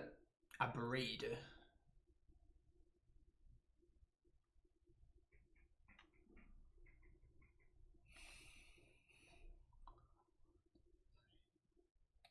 I guess I can blow up my own amulet to get this swirl into play. That seems terrible.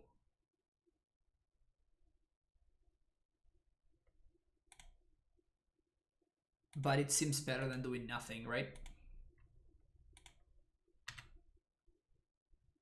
Doing nothing does not seem particularly great.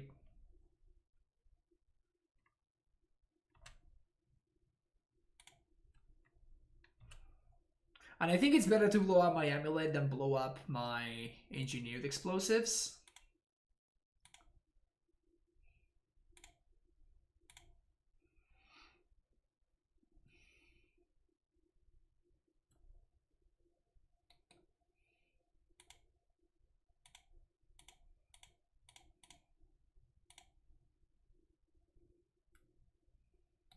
Here's this guy.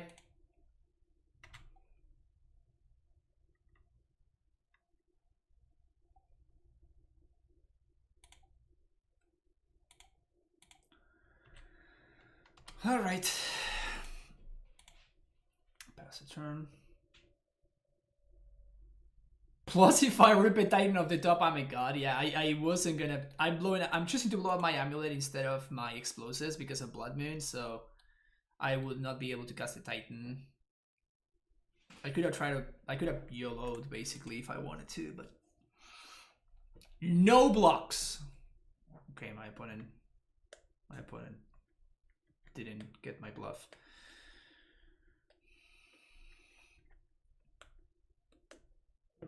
Do I attack to trade with this? I mean, what am I doing if I'm not attacking, right? I just have to.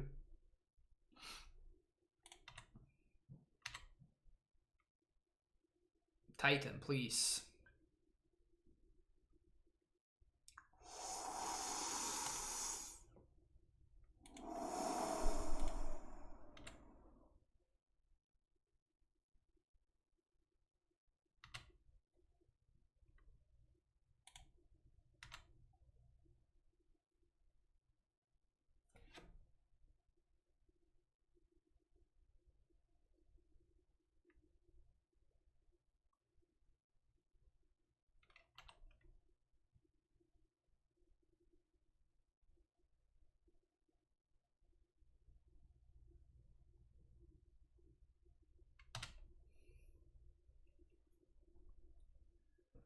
Passing priority here, forcing my opponent to react first.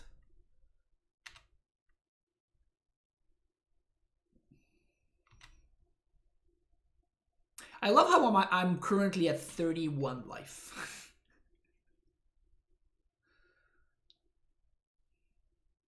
What card is that? Is Perilous Voyage.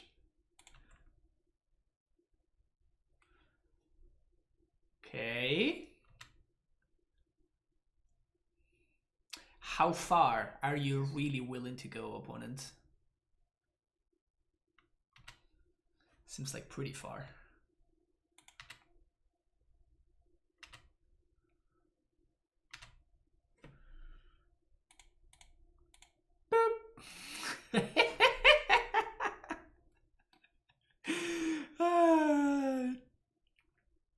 This is funny. Just like this completely unplayable, excellent, uncommon. That was a good. That was a pretty solid draw of the Uro. This card is so silly. Is Uro coming back? Breathe my Amulet. Sounds good.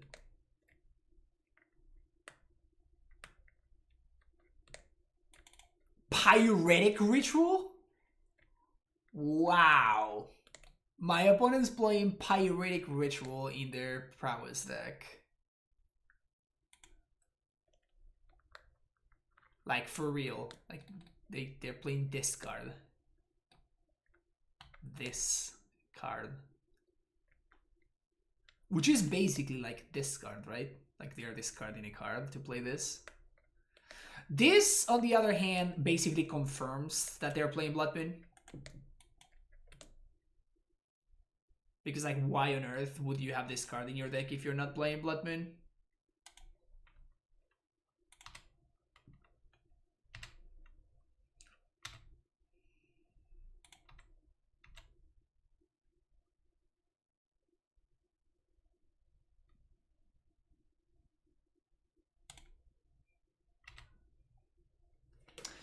Easy.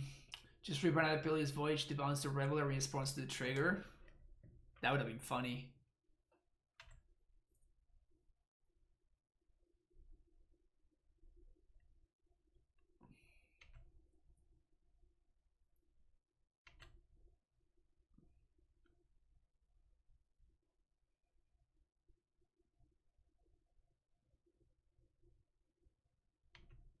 So if they sack 2 lands, they actually get to have the Reveler survive.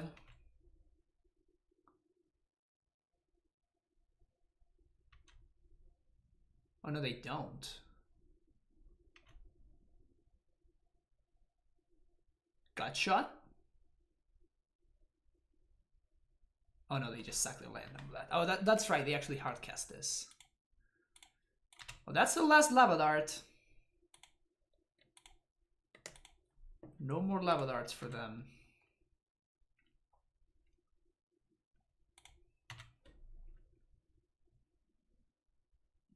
Be playing Karn's Bastion to proliferate our EE. Damn, going deep. Udo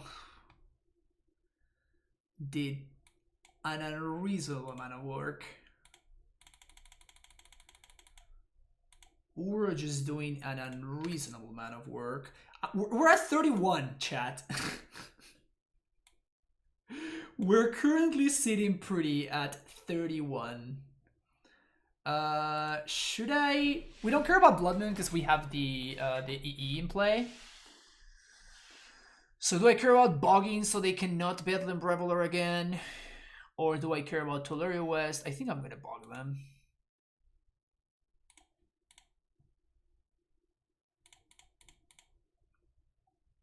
They could have a double Lightning Bolt for my Titan. That would mean exactly their 2 remaining Lightning Bolts. Pact of Negation incoming. Nah. Vesuva their mountain to assert dominance. That's actually a pretty solid move there. If we're talking BM, that one's pretty high up there.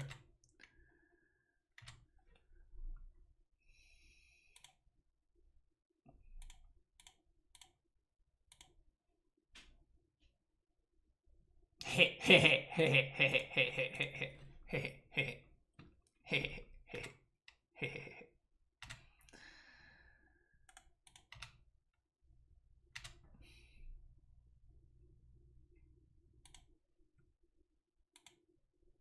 Confirm Black Sack.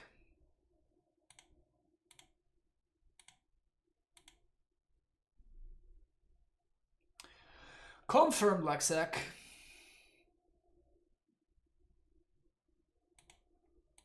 Opponent packs it in. We'll be right back.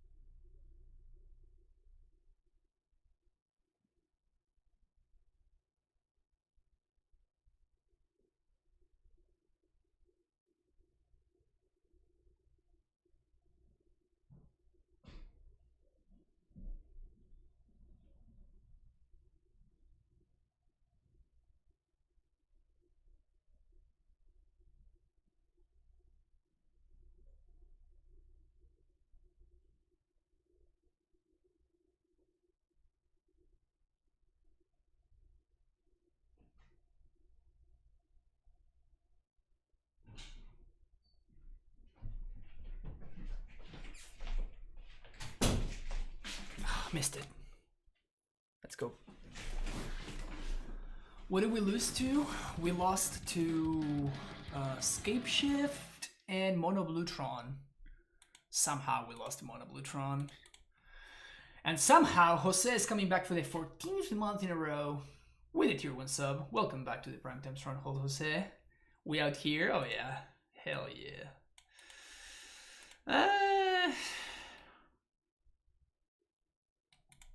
Nah, let's can do better. This actually is better, which is nice.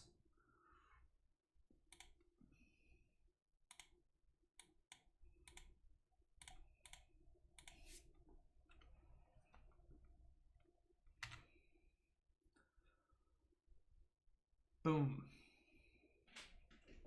Turn 2, 3 mana. Gracer.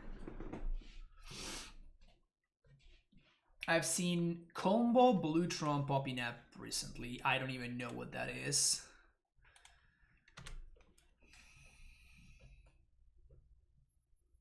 Kind of found out why I love Reclaimer. Sick lines, dude. Reclaimer is so sick. Oh, whoa. I guess that's a deck.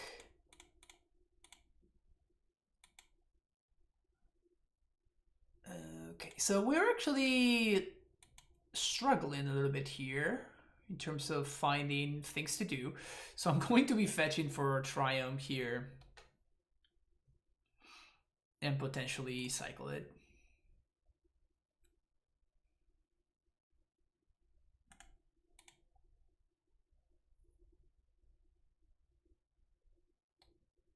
Three of a kind.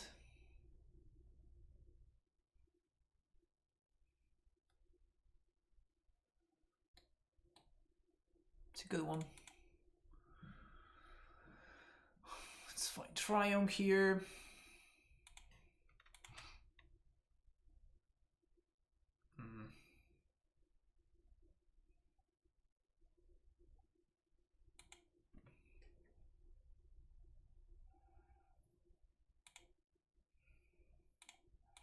I think I want to cycle first. I know that I'm gonna be missing out on playing a Triad here, but I think the getting access to the information is more important because it's not good. This is not good, chat. Chat, it's not good.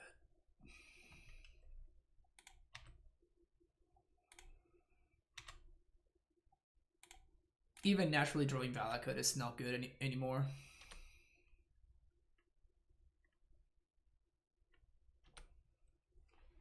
Got it in Goldfish today, now to actually play disciplined lists. Yeah, I know. If we draw Titan, we just win. Yes. Yes, yes, yes. That is actually true.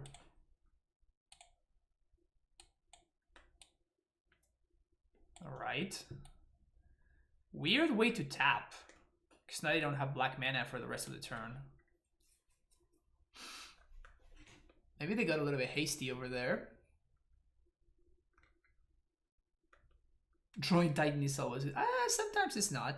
But more often than not, it is.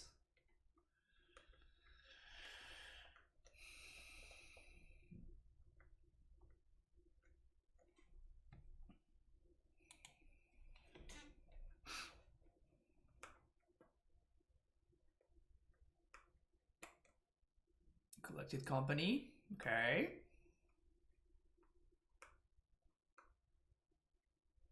Just casually finding the Asuri. Sounds good, sounds good. Alright. So now Titan is not even good enough anymore.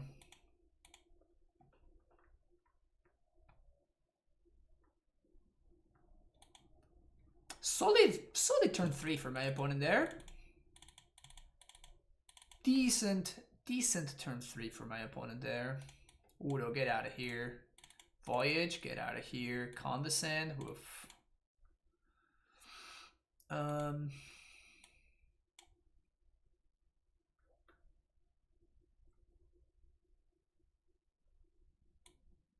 rather have Voyage than the other cards.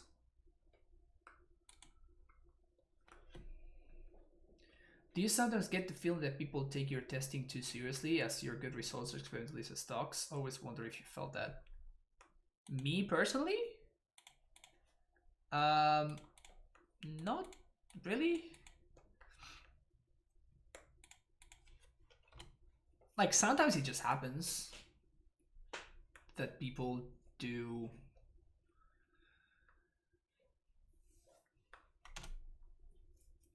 But I mean, it's basically that I am the person that it's doing this the most, right?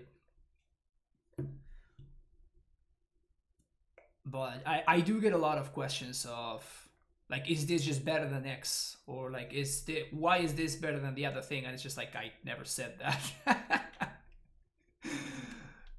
I just never said that. And I mean, people just assuming that because I'm doing something, it's because X is better than Y and that kind of stuff. Should I have gusted that? No. Nah, I should not have gusted that. Now the question is, do I fire spot here? And I think that the answer is no.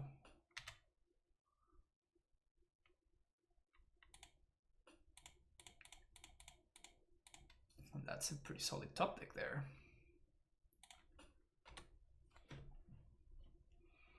Just trying out what's possible. Yeah, sometimes I mean, I think that Condescend is a good card to be playing in your Amulet deck? Hell no.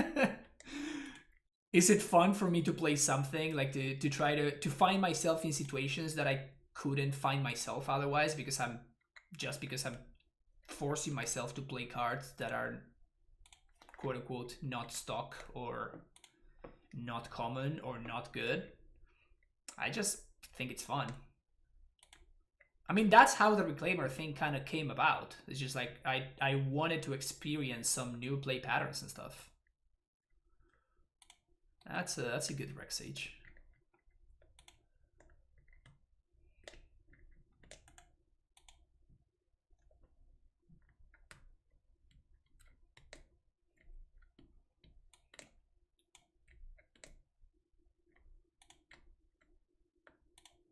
One. 2, 3, 1, 2, 3. Done. And when I say done, I mean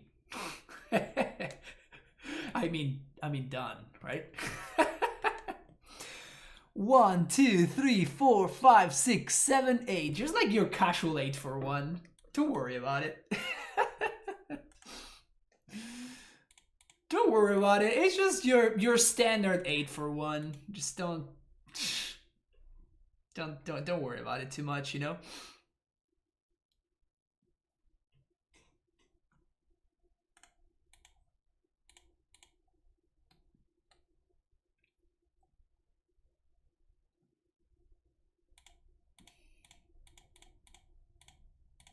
Transmute. For some respect. Pass the turn. Not playing Stacy because I want to hold up Aether Gust. Your average everyday 8 for 1. Yeah, exactly. That one. Classic.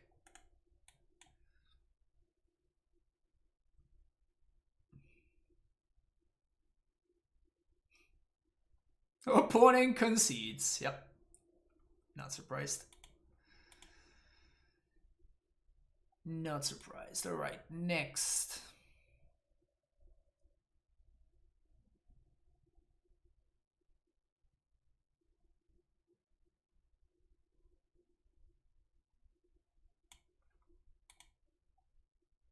Yep, I guess we just go with this.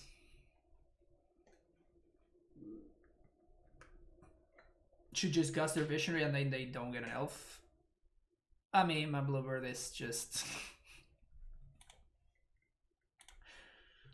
It doesn't matter, like, whatsoever. There's literally no planet in which that decision actually matters.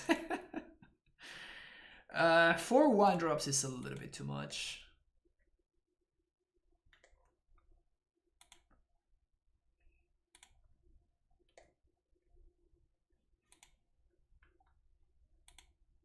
I don't like this hand at all. But I think I have to keep it.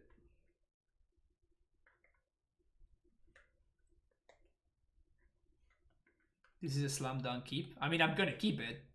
I'm not happy about it. We're down to 5. I really doubt that we're gonna be able to dig ourselves out of this hole.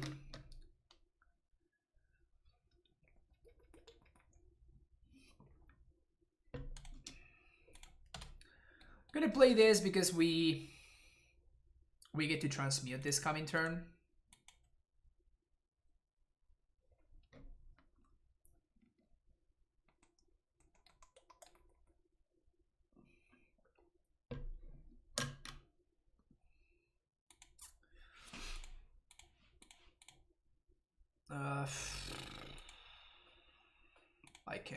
I can't afford to transmute for explosives.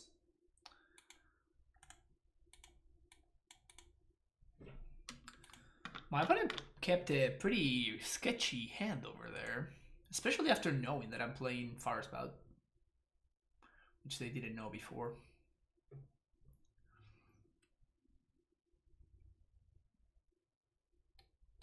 And no Heritage Druid. I'll block.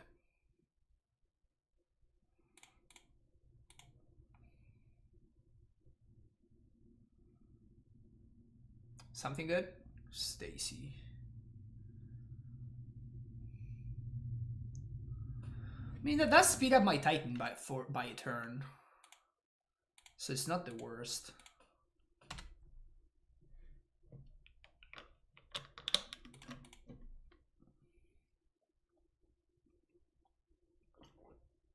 The only problem is not going to be a great Titan. And if they have Collected Company here, we are going to be in a lot of trouble.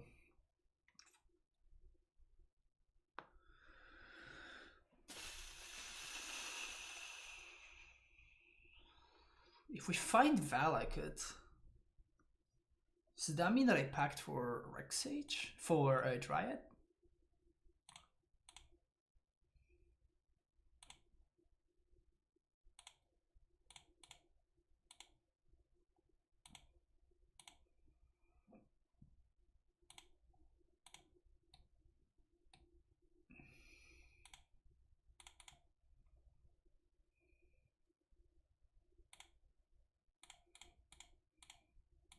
That was actually a pretty good draw there. That was a pretty good draw.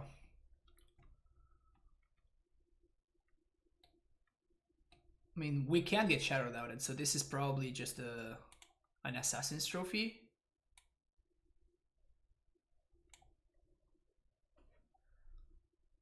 So...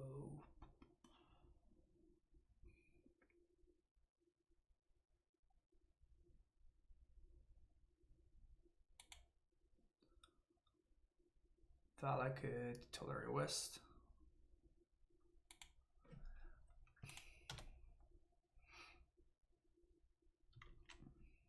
Yeah, just probably gonna trophy my Titan here.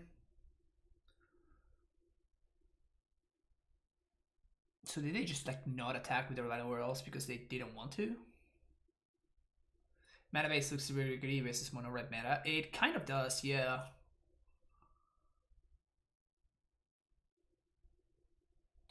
I mean, this deck is just unplayable right now, right?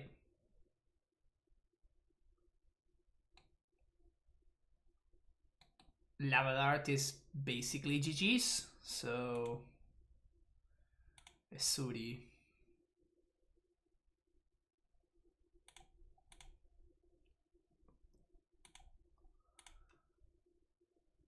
Esuri.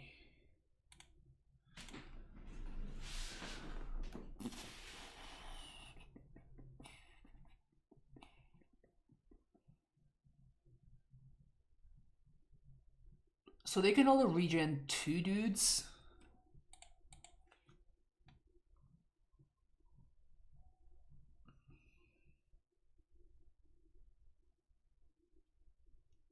They have only green mana here, right? So we don't have to worry about Assassin's Trophy or anything like that, which makes their attack with their attack with this and not this even look worse than it did before. I just don't understand that attack at all at this point. Like they have only GG. Like I'm not gonna play around removal. Like double dismember? Is that a thing I should be concerned about? There's no way.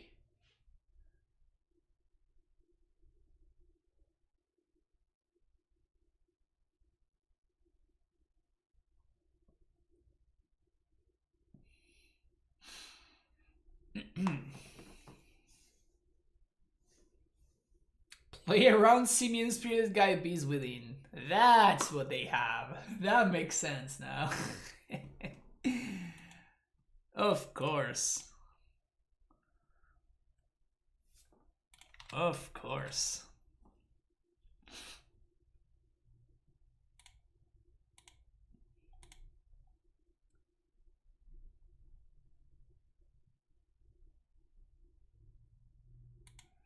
Classic. Alright, definitely getting Vesuva Simic Growth here. We're gonna copy the Valakut. And we're going to go bouncing. So should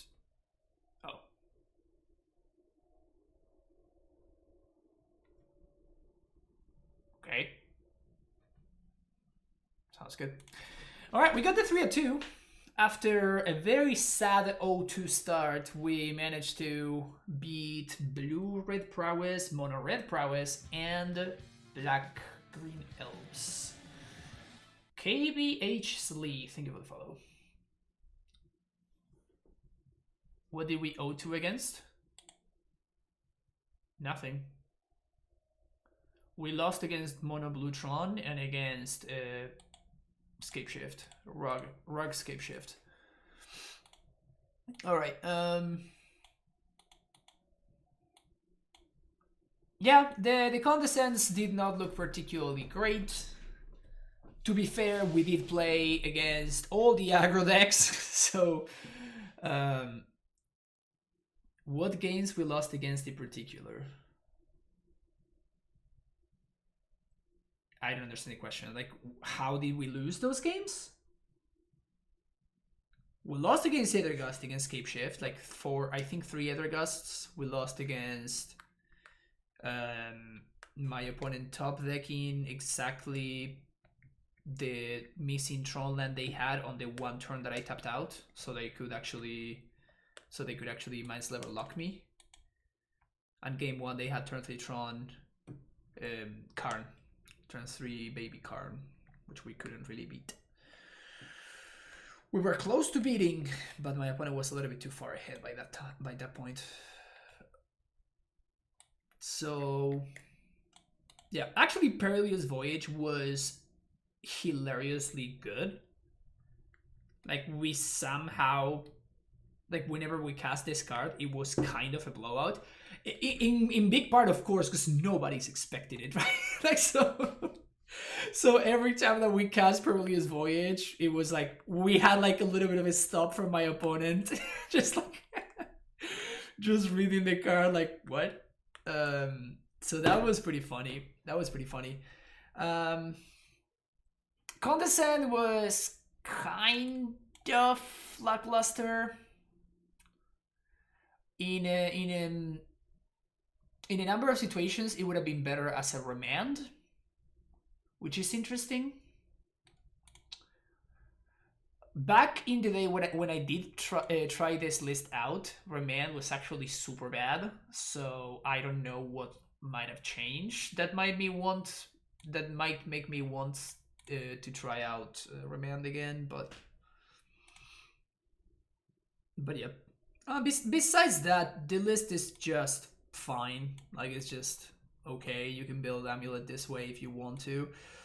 Is it better than just playing normal Amulet? Probably not. Most likely not. Is it fun though? It is. You play a little bit more like a control deck, which is, if you're into that kind of stuff, it is possible, and it's a way that you can build this deck. But yep, that's gonna be it for this video. Thank you so much for watching. Don't forget to like and subscribe, and I'll see you in the next video. Bye bye.